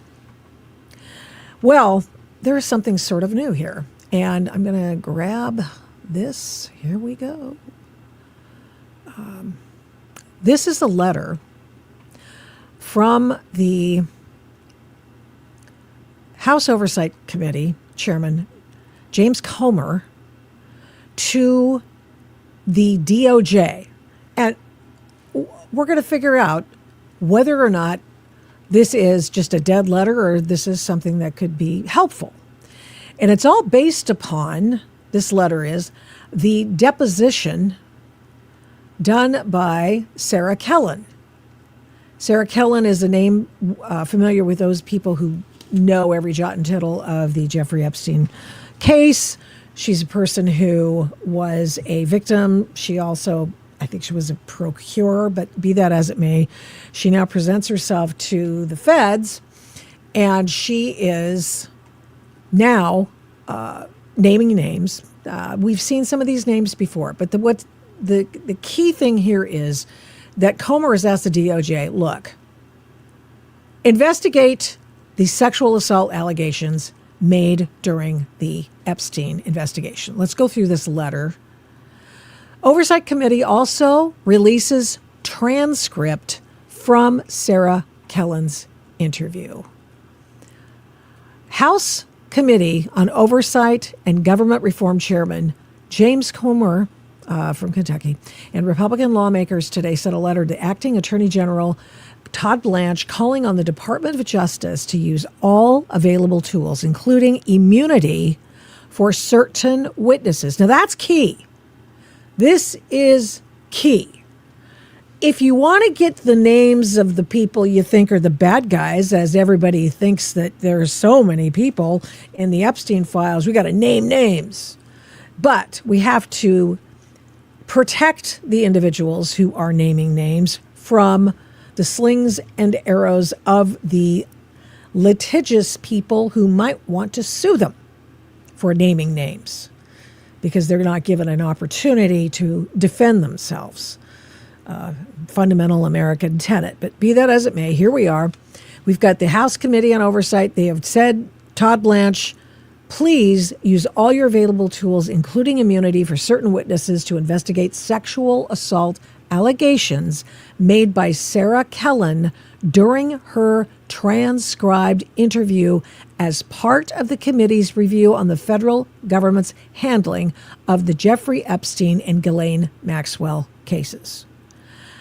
During the transcribed interview with Ms. Kellen on May 21st, 2026, just a few days ago, the Oversight and Government Reform Committee received testimony during the majority's questioning about alleged instances of sexual assault committed by Philip Levine, I believe is the way you pronounce it, the former mayor of Miami Beach from 2013 to 2017, and Frédéric Fekkai, I think is the way you would pronounce that, the French celebrity hairstylist. These are the first names of alleged criminal conduct unearthed by the committee's investigation or any other investigation to date. In that respect, this is new. We've heard these names before, however, but this is now beyond rumor, beyond anything else. These are named names from the Epstein files by a person who claims to have been a victim and indeed is her, if you will, she's been around. We all know about her. Sarah Kellen bravely provided testimony before the House Oversight Committee about the horrific abuse she endured for years involving Epstein and Maxwell, said Chairman Comer. Ms. Kellen provided new information crucial to our investigation that is helping bring transparency for the American people and accountability for survivors. During her transcribed interview, the Oversight Committee received serious allegations of criminal misconduct involving two individuals. The Oversight Committee is not a law enforcement entity, and our role is not to determine guilt or innocence. We are referring these allegations to the Department of Justice, which has the tools to investigate criminal misconduct. We will continue to follow the facts and ensure accountability for survivors. I think the mayor of Miami has been investigated, but that might have been a local investigation. In addition to Chairman Comer, the letter was signed by Andy Biggs, the representative from Arizona, Lauren Boebert, Clay Higgins, and William Timmons. Read the letter here. In fact, I will, actually. I'll bring it up. Today, the Committee Oversight Government Reform also released the transcript of Sarah Kellen's transcribed interview. It can be found here. And that's the letter. Okay, I'm going to go back to Sarah Kellen's information. I started seeing some pretty interesting things going on page 9 and 14. Let's go to page 9 while we have some time. Sorry, guys. Here we go. Just going to roll this bad boy back. This is blue. Don't know why. Something happened and blah. It wasn't blue, and then all of a sudden it came. I'm getting this thanks to the committee. So here we go. Page 9. Ms. Brignett, please note that if you wish to assert privilege over any statement today, that privilege must comply with the rules of the Committee on the Oversight Government Board pursuant to blah. For the chair to consider assertions of privilege over testimony or statements, witnesses or entities must clearly state that the specific privilege being asserted and the reason for the assertion on or before the scheduled date of testimony or appearance. Do you understand? Yes. Okay, here's what she says. Ms. Kellen, I don't have any other questions. I believe, let's see, Chairman Ranking Member Kellen provides an introductory statement. It's taken 9 pages for these guys to stop flapping their jaws. Chairman, Ranking Member, members of the committee, my name is Sarah Kellen, and this is just like a gut ripper. I worked for and was sexually and psychologically abused by Jeffrey Epstein for over a decade. It is important for the committee to understand before I begin that the woman sitting in front of you today is not the woman I was supposed to become. The years that I've shaped my life and adult life are not my own. During those years, I was trapped inside Jeffrey Epstein's world. He groomed me, sexually and psychologically abused me, controlled me, manipulated me, dominated me, gaslit me, until I could no longer tell which thoughts were mine and which were his. It was like living with a permanent virtual reality headset on. I was reminded every day how powerful he was, how influential he was, and how that to turn on him or disobey him would mean losing everything, my job, my home, everyone I knew in the world, even my life. Understanding who I was before the meeting Jeffrey Epstein and Ghislaine Maxwell will help explain why I was the perfect target for them. I was raised in a religious cult of Jehovah's Witnesses in a small community in North Carolina. And I was taught not to speak, only when spoken to. We were not allowed to question men. In fact, we were required to submit and obey men. We were discouraged from thinking for ourselves. At the age of 13, an 18-year-old man began pursuing me. At the time, I was flattered. I thought I was falling in love with him. Only now do I understand what was happening. I was being groomed, molested, and then raped. I dropped out of high school at the age of 15 to prepare to marry this man, which I did at the age of 17. To me, I had no other choice. It was the only way to reconcile the fact that we were having sex outside of wedlock, a grave sin in the eyes of Jehovah God. At the time, I thought it was love. Only much, much later did I come to understand what had happened to me was very wrong. My husband took me to Hawaii, thousands of miles away, and it was here that she talks about how he basically leaves her and wants her to get out of the marriage. She's also being disassociated from the church, and that at the same time, in this whole cosmic interface, she also finds folks who link her up with Jeffrey Epstein, with a model photographer, or the hairdresser, I should say, and eventually they all come together in a Bermuda Triangle of awfulness. The only person who offered me shelter was a photographer 20 years my senior who demanded nude photographs and daily sex from me in exchange for a roof over my head when I couldn't afford to pay rent.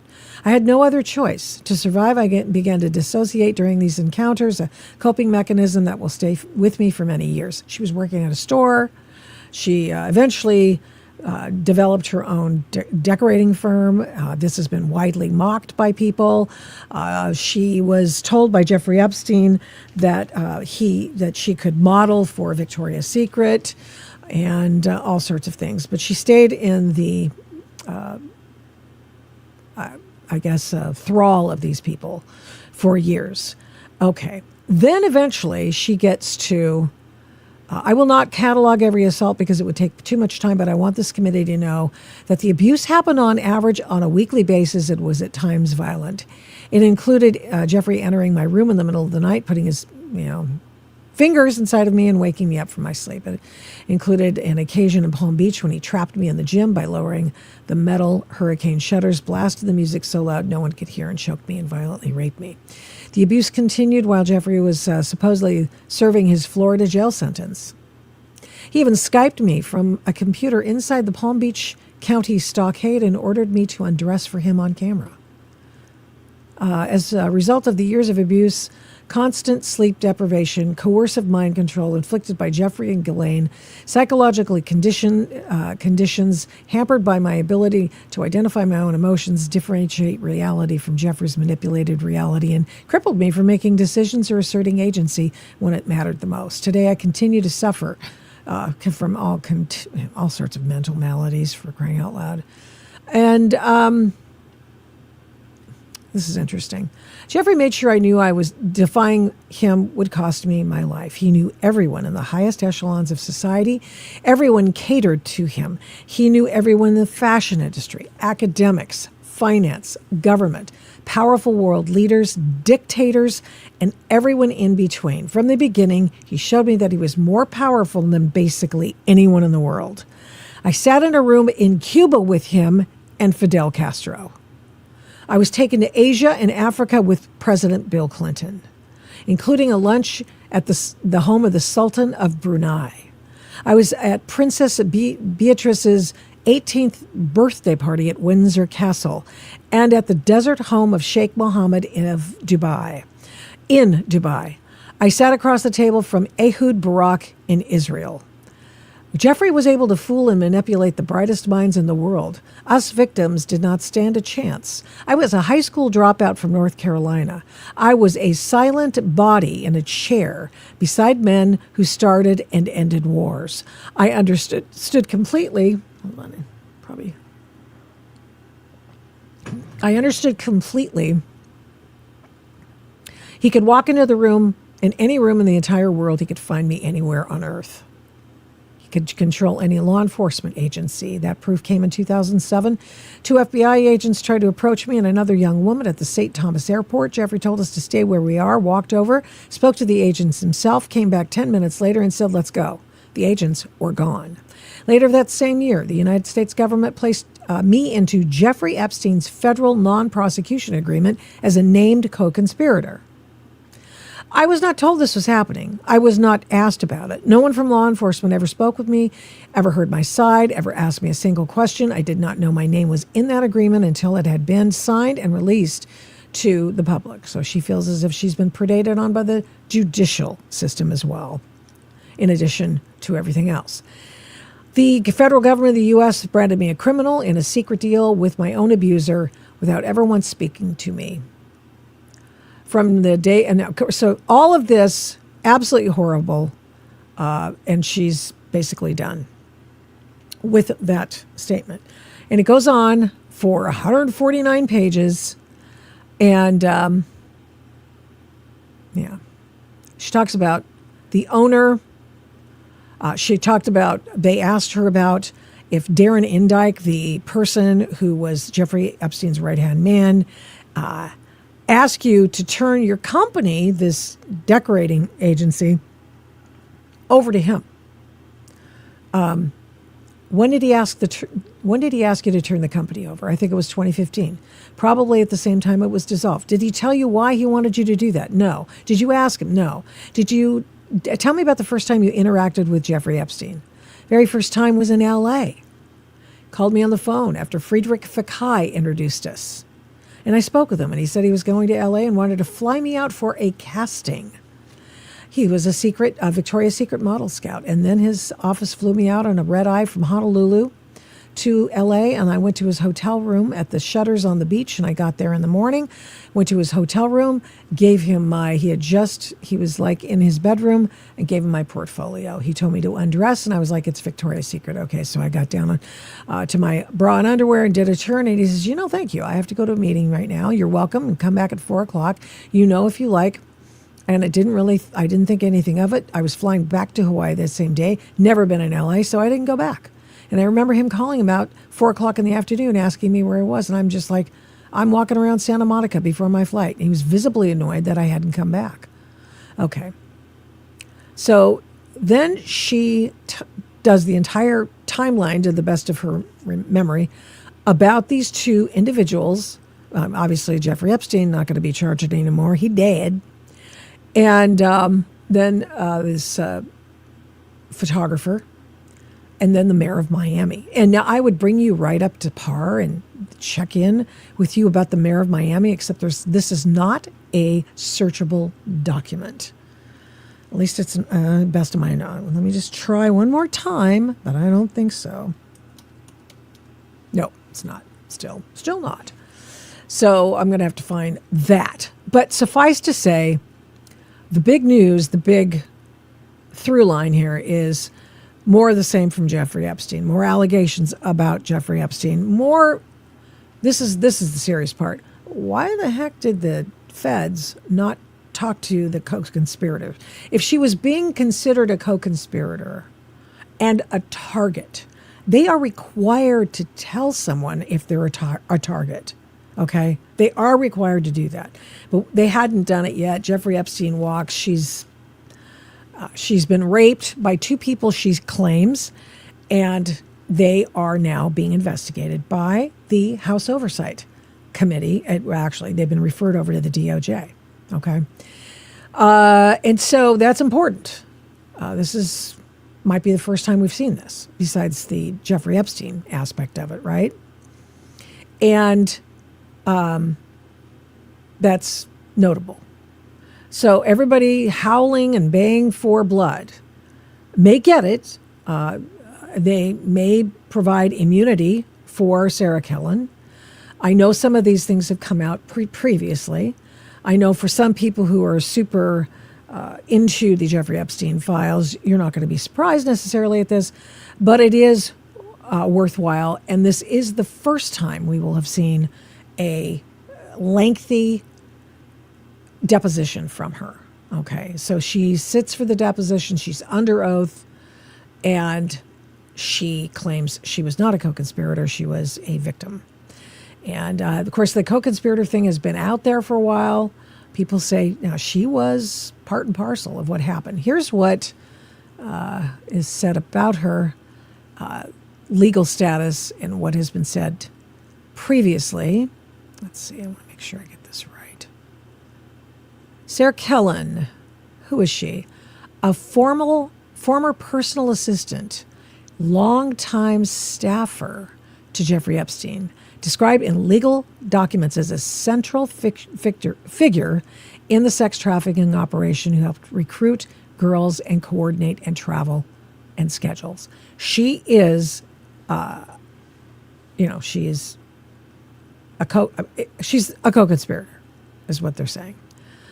And she says she's a victim, wholly without any other thing, exception. Key development, closed door deposition, which we know about. The House Oversight Committee, she testified she was sexually abused by Epstein for over a decade and accused 3 men of misconduct against her, including Frederic Fekkai and Philip Levine. She is named as one of the potential co-conspirators in Epstein's, it was a potential co-conspirator, Epstein's 2007. Well, even if she was a potential target, they are required to tell her if she's a target. So here we go. Lots of many pages, words, yes and no's. They're going through in intricate fashion the sexual attacks by some of these people that they're alleged to have done, and what her job was, and that sort of thing. So let's see. That's fine. 6 bags of something. Let's see, blah, blah, blah. There's an email that was redacted. The email is to Sarah K. There are a couple of Sarah K's in these files that have been redacted. This would be from Francis Derby, and this is Sarah K., saying that Jeffrey Epstein was going to start eating regular food again and eating less jerky. Are you familiar with this email? She says vaguely with the subject, and so Congresswoman Boebert says, okay, and so that said, he has 6 bags of it down in the freezer for his next trip. And I know that you've answered some questions about these food questions, but this is 100% undoubtedly regular, normal beef jerky from an animal that people consume. 100%. So no there's, my guess is that what they're talking about here is the fact that there are words that people have begun to, like pizza actually means Pizzagate, and other things are symbolic of other things, and alluding to a worldwide conspiracy. I think that's where Boebert's going with this. Normal beef jerky from an animal that people consume, 100%, says she. Boebert, where? She says the chef made homemade beef jerky for Jeffrey, and he was obsessed with it. What chef was this? Francis Derby was the chef. And okay, did you ever order specific items that were unusual? We saw that there was a very large purchase of sulfuric acid toward the end of Jeffrey Epstein's stay on Little St. James. Did you ever see such purchases made? Oh, geez.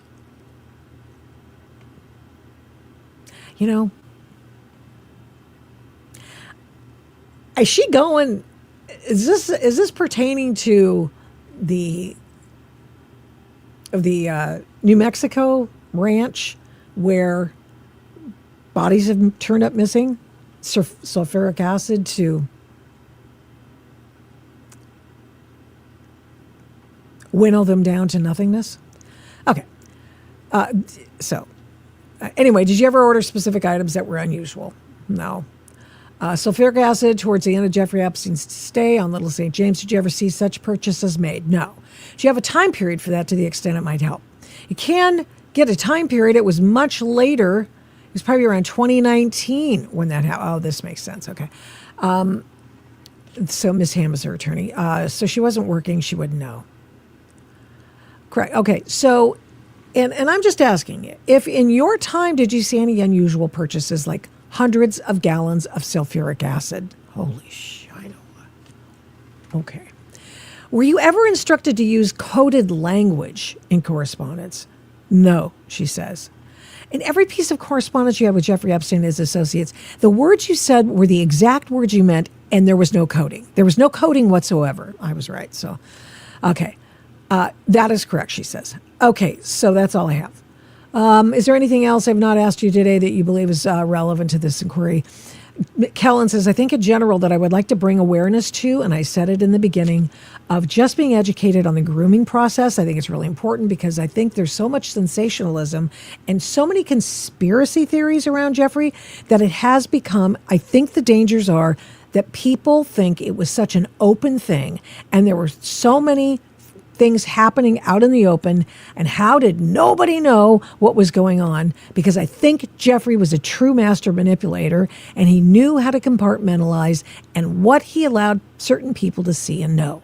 And I think because it wasn't so obvious that it was really important for people to understand. And it's more important if you want to bring awareness to this in other situations. So people, it's like the covert nature of it, like the grooming and the targeting of vulnerable victims, gaining their trust, kind of essentially trapping them. It is more of the psychological abuse than anything that allows for the sexual abuse to happen. Okay, so that's what her thing is. That had she known about any of this other stuff, if in fact that other stuff, the conspiracy theories she keeps talking about, she would have brought it up, but she really believes it's just a grooming situation.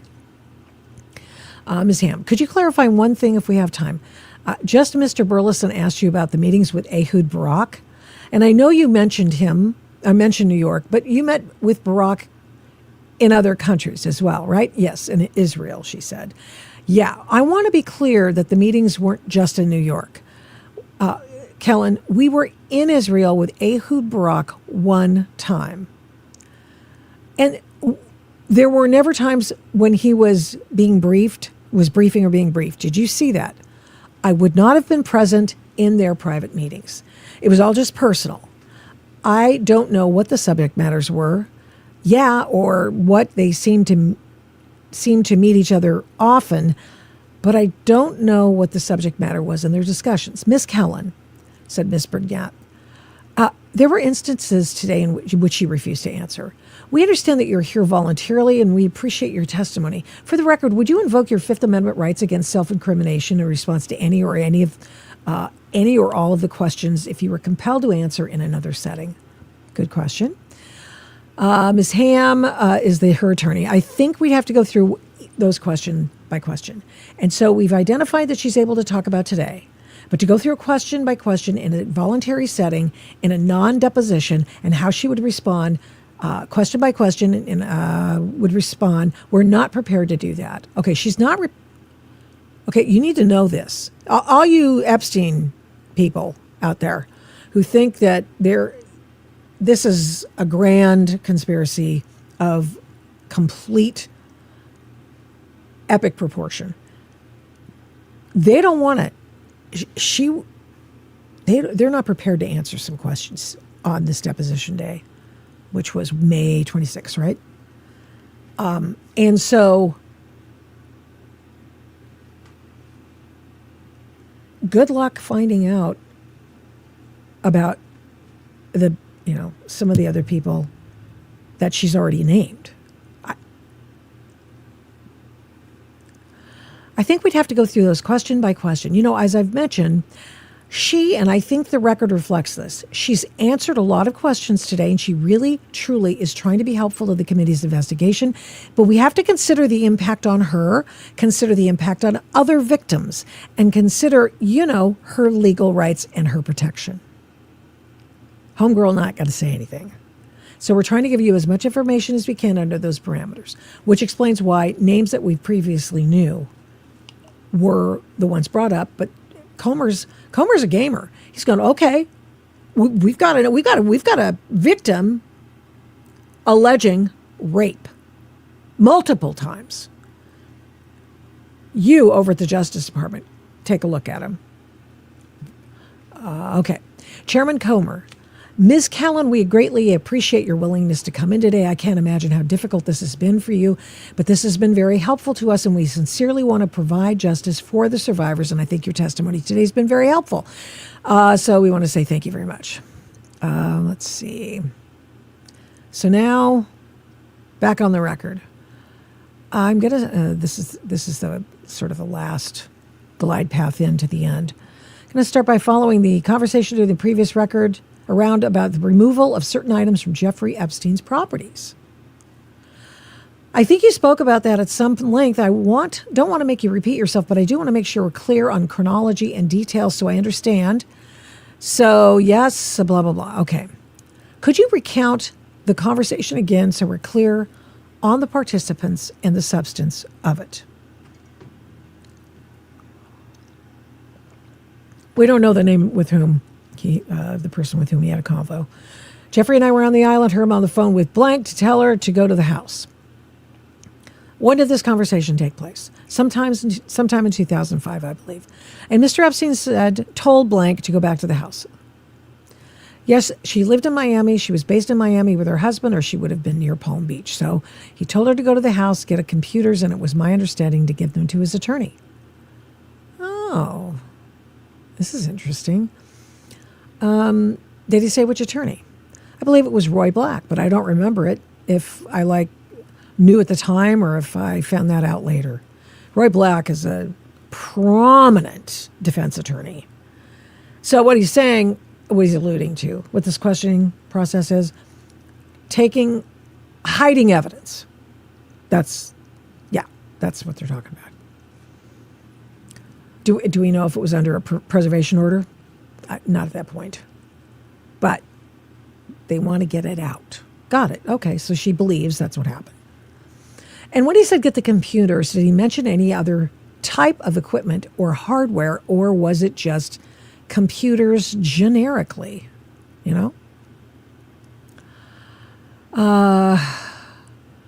I remember computers generically. Do you know whether Jeffrey Epstein had retained a private investigator at that point? I knew he had one. I don't know what exactly. When he came to the scene, he had a strange voice and a lisp. Sorry. And I think it was William Riley was his name. Okay. So William Riley is the guy who's believed to be, they took the intel out. So she's bringing up his name. They're hiding evidence, apparently. Did he ever tell you what to say to law enforcement? No, I was never approached by law enforcement.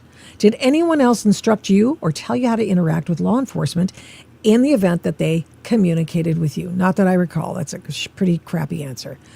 That was a mention during the previous round of the Florida Science Foundation, and I take it you're familiar with that entity? Yes. Do you have an understanding as to when the Florida Science Foundation was set up? I don't know if it existed before his work release. Do you have any understanding as to why it was set up? I assumed it was so he could get work release and have somewhere to go. Oh. To your knowledge, did the Florida Science Foundation have any genuine operations?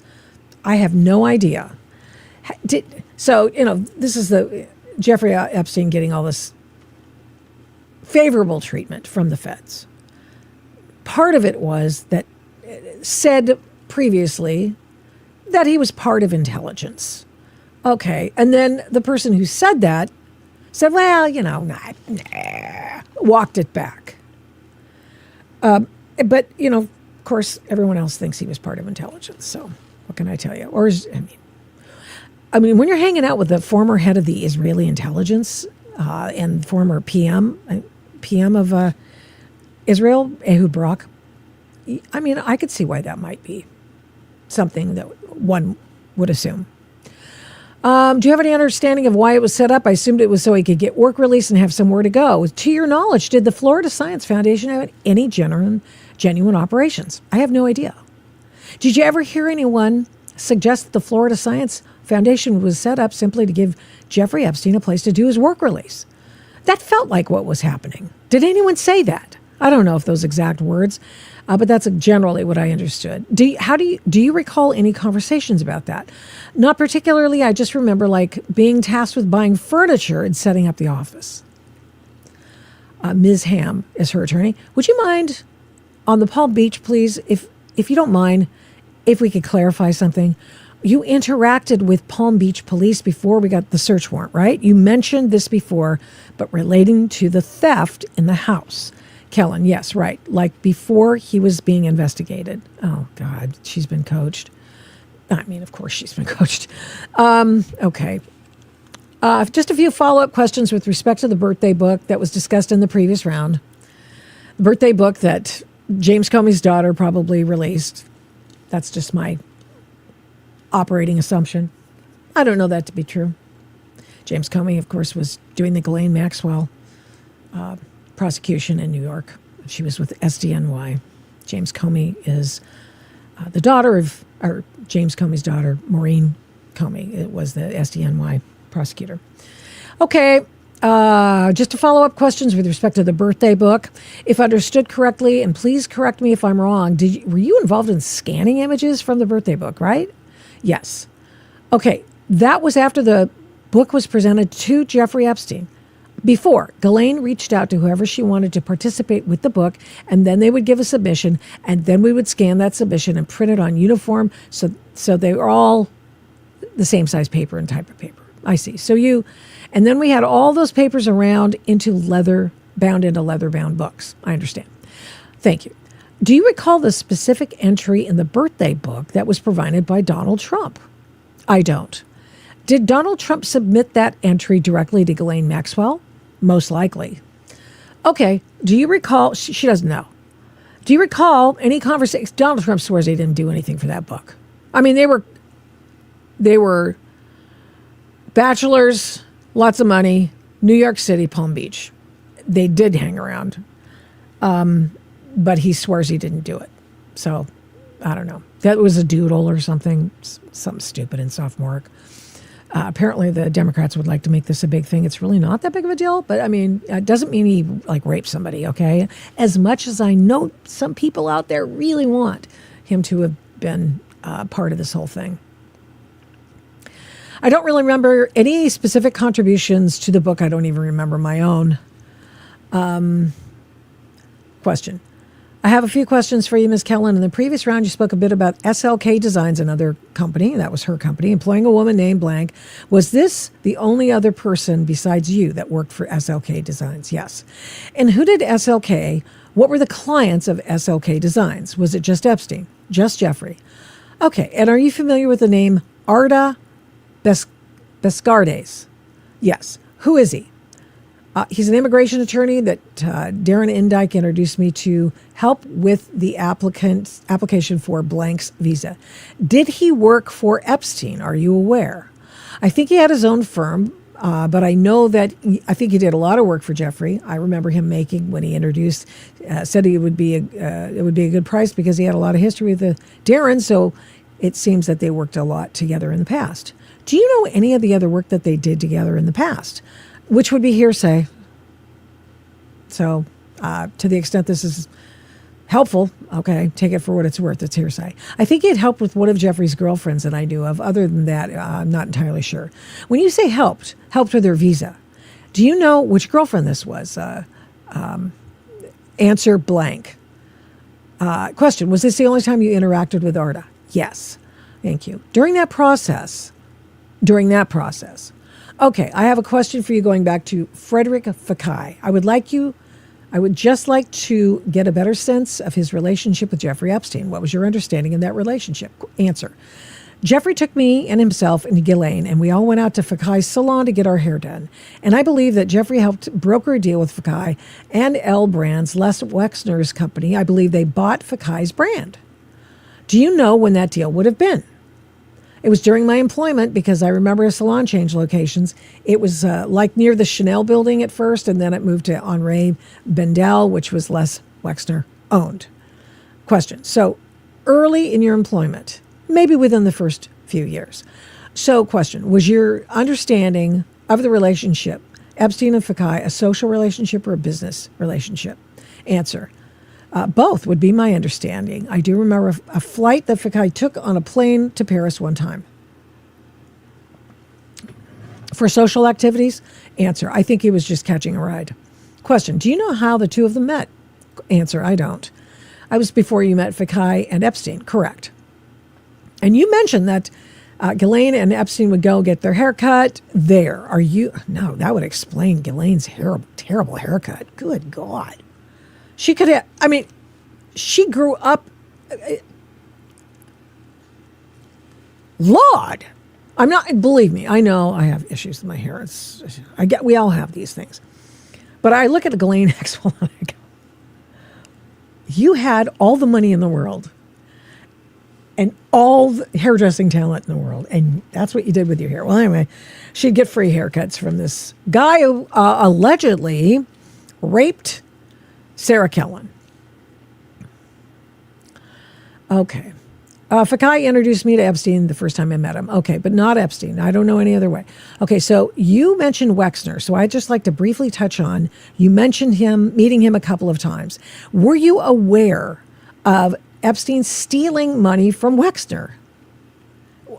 Okay. No, I only found out about that in the press when Wexner said it happened. Okay, thank you.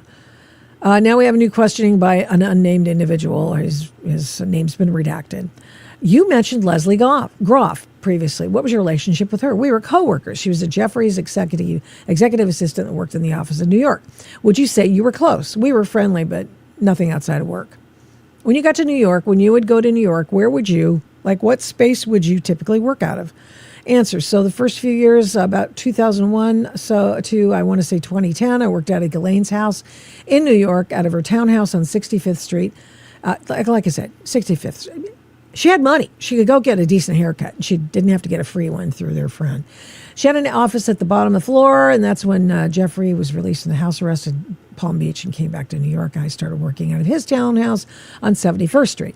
When Mrs. Groff started working for Mr. Epstein, she also did work out of the townhouse. Okay, so now we've established, did she say? Yeah, so she was at the Madison office building, and then Jeffrey got rid of that when he took over 2 apartments on 301 East 66, and she worked in that office. Okay, so they all work together, sometimes being in the area. Okay. I'm not sure how germane or what this is telling us about this, but they want to know if so your work overlapped sometimes if she was not in the office. Sometimes, or if Jeffrey would tell me something, to relay to her, to schedule somebody, everybody all the assistants were in contact with each other, so we kind of understood, like, what his plans for travel, and so we could be prepared. Question. Got it. So you previously said you met Leon Black in New York and then had dinner with him. And they're going to go through everybody to find out if they were through the office. She doesn't remember a lot of that. What was your sense of Mr. Black personally? This is not a technical deposition, is it? Well, I knew he had a mistress, and I remember, really? And I think his mistress was with him at the dinner in Paris. And then I remember him walking on Madison Avenue with his mistress and being surprised that he was being so brazen and bold out in the open with his mistress in the city his wife lived in. Question. And that is the same time frame, at least like post-work release, maybe? Yeah, maybe. Okay. Okay, we are at dinner in Paris. We're going to bump up here a little bit more.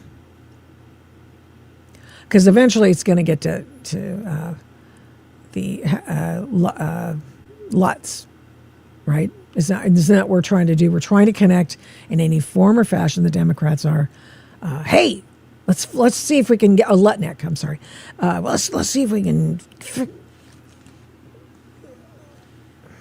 connect anybody to Epstein and did anything wrong going on in any of the houses. So here we are on page 133.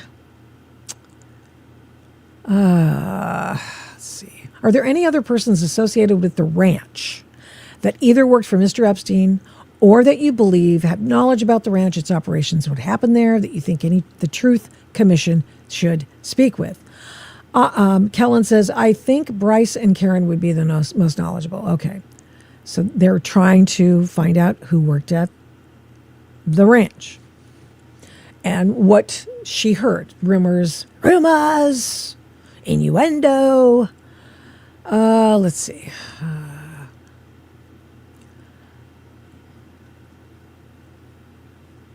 So Stansbury's asking the questions.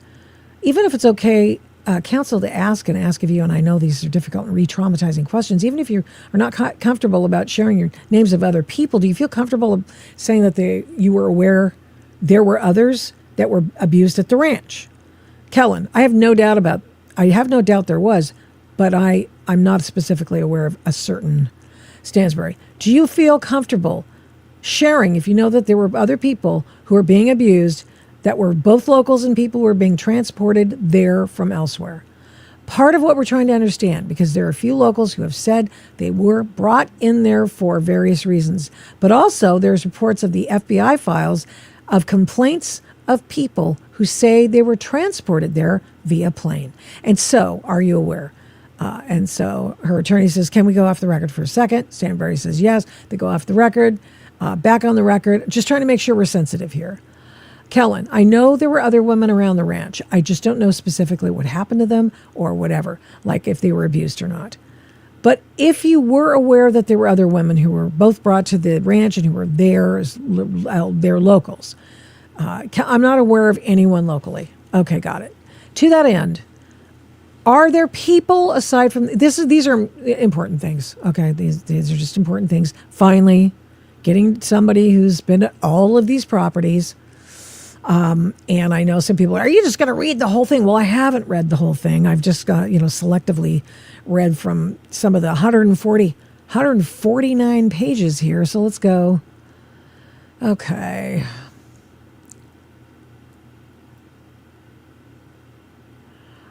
Well, have you met Donald Trump, Ms. Kellen? I did once at Mar-a-Lago for 5 minutes in my first or second year of employment, probably 2001, 2002.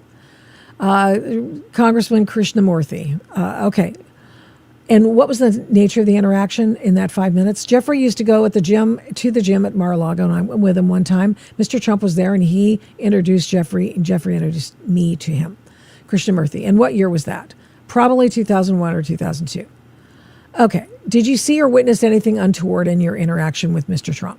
No, it was just one of the main rooms at Mar-a-Lago. Krishnamurthy. Okay.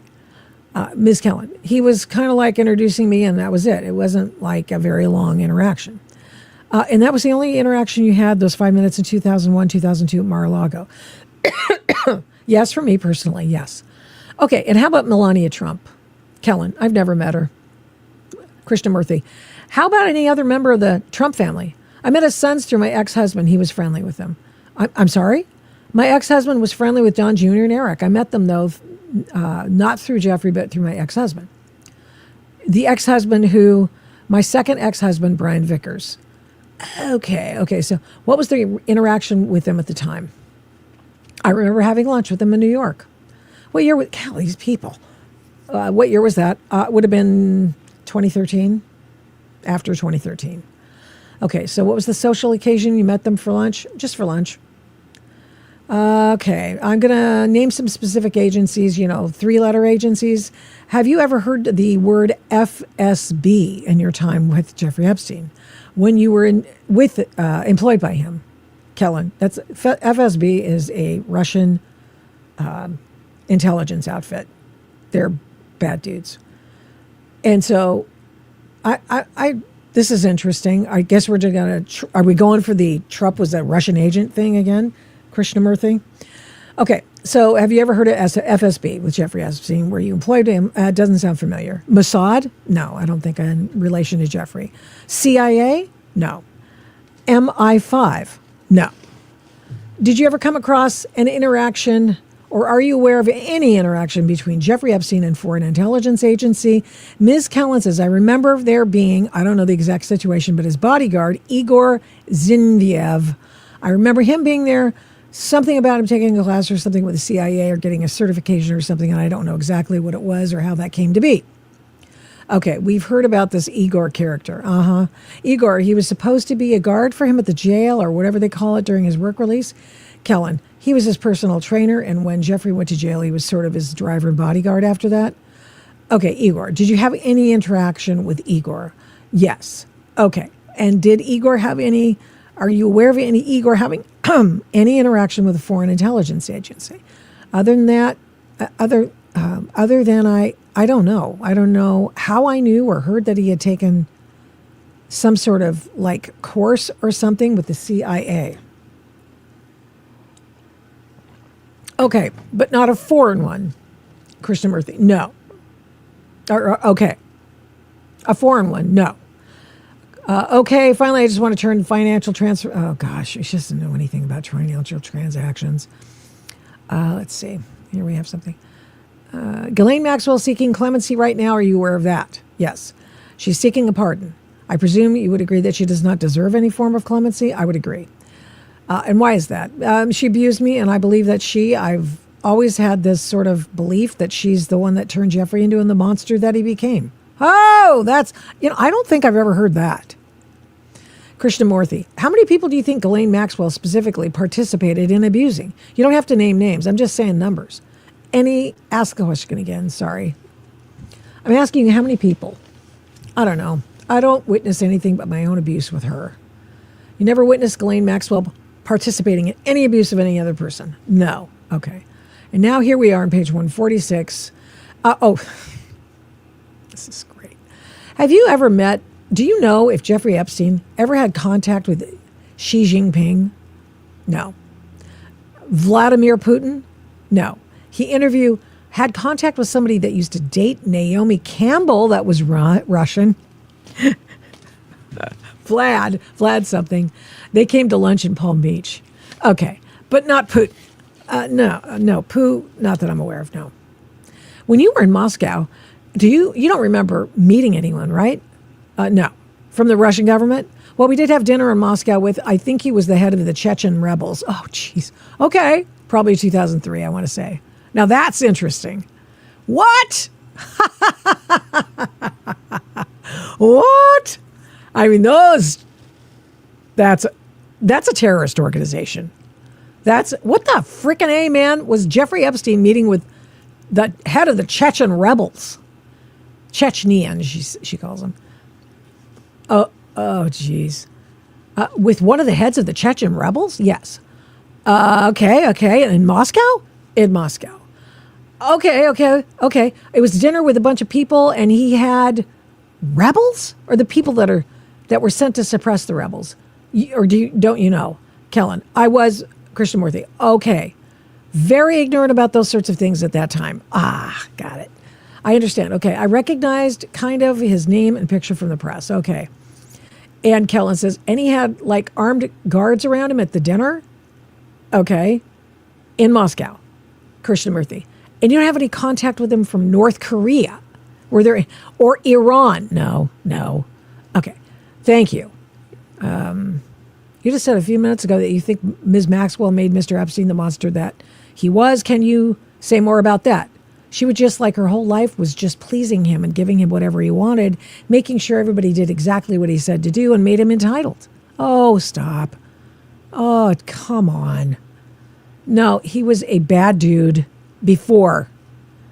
I mean, like he was wealthy and she was looking to maintain her lifestyle that she was accustomed to, that she grew up with, and he had all the connections. And I feel like she kind of taught and shaped Jeffrey into who he became, showed him how to use his money. Like he didn't have private planes before her. He didn't have any townhouses before her. Like showed him how he should live his life. And I think it created a sense of entitlement that he could do whatever he wanted. Ms. whatever her name is, it's been redacted. Got it. Thank you. Very last question. It's a short one. I'm going to run a name past you. Ahmed Kadyrov. And that, by any chance, the Chechen leader that you met with in Moscow? No, doesn't sound familiar. Okay, can we go off the record for a second? Ham, her attorney, wants to go off the record. Off the record. And we're back on. So I think the question was, do you remember this person? Kellen, not that particular name. There was another name. It was like Umar or something along those lines. Yeah. Mr. Blank, and we are done. Kellen says, thank you very much. And the interview is concluded. So that's the biggest news out of the Jeffrey Epstein files for a while. And there is a letter. Here's the letter that they sent to Todd Blanche asking the DOJ to look into the DOJ's handling of allegations against the two named individuals Mr. Fakai, as well as the former Philip Levine, the former Miami Beach mayor, for any problems having to do with predation upon young women. So, good God, that's a lot. Okay, how you doing? How's everybody doing? Okay, let's go through some questions. Let's see. Come on, you guys. Epstein visited the Clinton White House 17 times. Yes, he did. Bill Clinton flew on the Epstein jet 27 times. I'm not convinced, says somebody. Let's see. I'm pretty sure they do that stuff. I have no idea what that refers to. Yeah, Clinton flew on the Epstein jet like 27 times. Very helpful to read the email chain between Epstein and Steve Bannon around 2017, 2018. Yeah, connected to Epstein was in Europe and Israel. It was a very high level. Yeah, I've seen some of those emails. Well, maybe we'll just do that the next time. We'll just go through those odious emails. I've seen a few of them. I was like, Gal, you're such a kiss ass. Damn. You know, really, seriously. I know you're trying to get somebody to back one of your movies, but golly. I mean, you don't have to just, never mind. Well, I was going to do the additional thing on the Southern Poverty Law Center. Just suffice it to say, because, we're kind of running out of time. I mean, let me just do this. Southern Poverty Law. Where's my Southern Poverty Law Center stuff? Yeah. Here, I'll just share with you my friend's story about this. Tried to get him on to talk about what some of the main highlights of this latest tranche of information from the superseding indictment in fact, it's right here, superseding indictment from the bad dudes at the Southern Poverty Law Center. More charges have been ladled on, and more observations have come as a result of what they were doing at the Southern Poverty Law Center. They paid for people at the to come to the Unite the Right thing at 2017, the protest. The Southern Poverty Law Center paid people to be there and paid the person who helped plan it. This was one of the hooks that set up the whole idea that the Democrats used. We saw it was a fake deal. Remember the guys, let me show you, I'll show you the guys with the torches, the tiki torches and stuff, the Richard Spencers of the world. Now, we know that, here's the guys with the torches. We knew that was just fraudulent. We were like, oh, come on. And they did this, and they marched through. Well, the Southern Poverty Law Center paid for torches, and they paid for people to be at this Unite the Right thing, setting the hook for further disinformation about how the right were doing all manner of violent insurgency, all kinds of how evil and dangerous the right was, because they're all a bunch of nationalists and that sort of thing. Anything to undermine Donald Trump. Okay. And this is just interesting because I remember the video. I was trying to find it today, the video of those guys going through and marching with the tiki torches. And the tiki torches, it was just like, who are these people? Central Casting? Well, it turns out, yeah, they were, as a matter of fact. And the SPLC actually purchased torches for the KKK at another situation to burn crosses. And they used, hey, we're going after these guys. They used these this information, this information to make more money.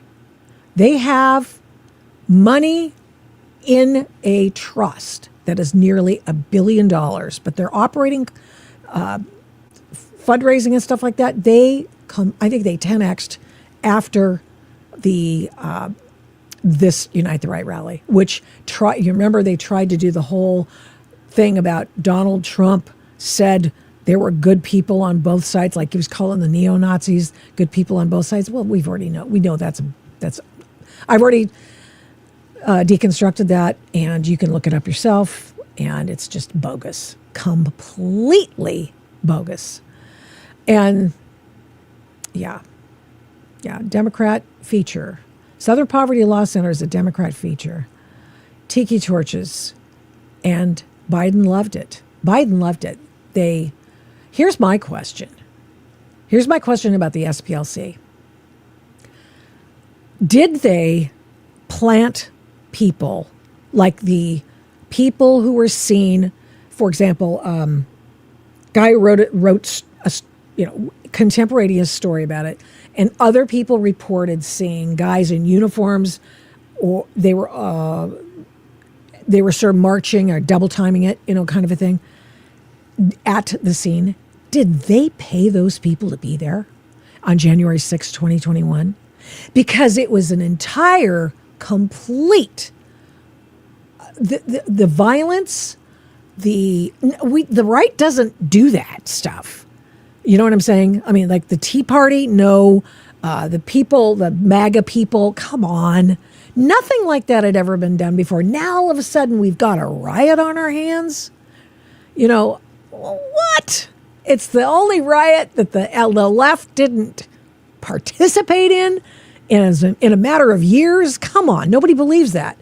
Did SPLC, I want to know if they paid for the buses for people to get there. It's a fair question. They were paying. Well, let's go over the list, shall we? I happen to have a picture of all the people they were paying. They were buying protesters. They were buying propaganda. They were disseminating that. Let me see if this is the right thing. Yeah, here we go. Oh, that's not, no, darn it, that's not what I want. Hold on. Oh, no, here we go. No, wrong one. They were buying different groups. They had, let's see, propaganda, the list, what page on the standby? I'm just going to have to look for it, okay? And it's okay. Hey, we've got time now. We're just burning daylight here. Let's see. Here it is. Let's go over here and look for it. They have a whole list of organizations that the SPLC paid for. Let's see if this is the one. Okay. Make sure I got this right. Can you see me moving this? Nope. That's just a still. Okay. They paid the KKK. They paid I think it's United Alliance. They were all groups of people who were devoted to nationalism and all sorts of things. I got to take this other one off in order to do. Okay, here we go. And let me see, Hate Watch. Oh, that's what they used to target people. They used this to attend the money that they gave out, that the SPLC gave to hate groups, that it was reporting on in order to get more money.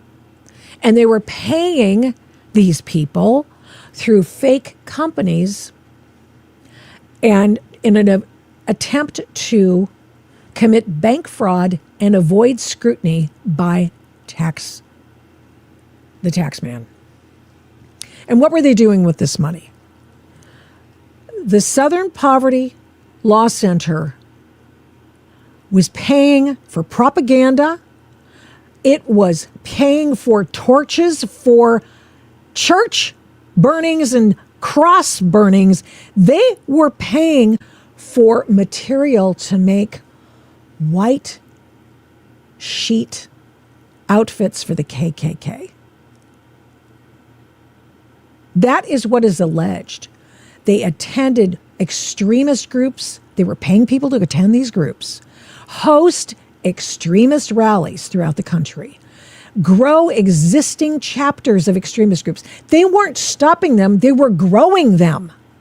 Create new chapters, recruit new individuals, make donations to extremist group leaders, purchase material for cross burnings, made KKK Klan robes, create racist paraphernalia that extremists sold at rallies, published extremist literature, used in recruiting more members, and paid living expenses for people in these groups so they wouldn't have to get a day job and be deterred.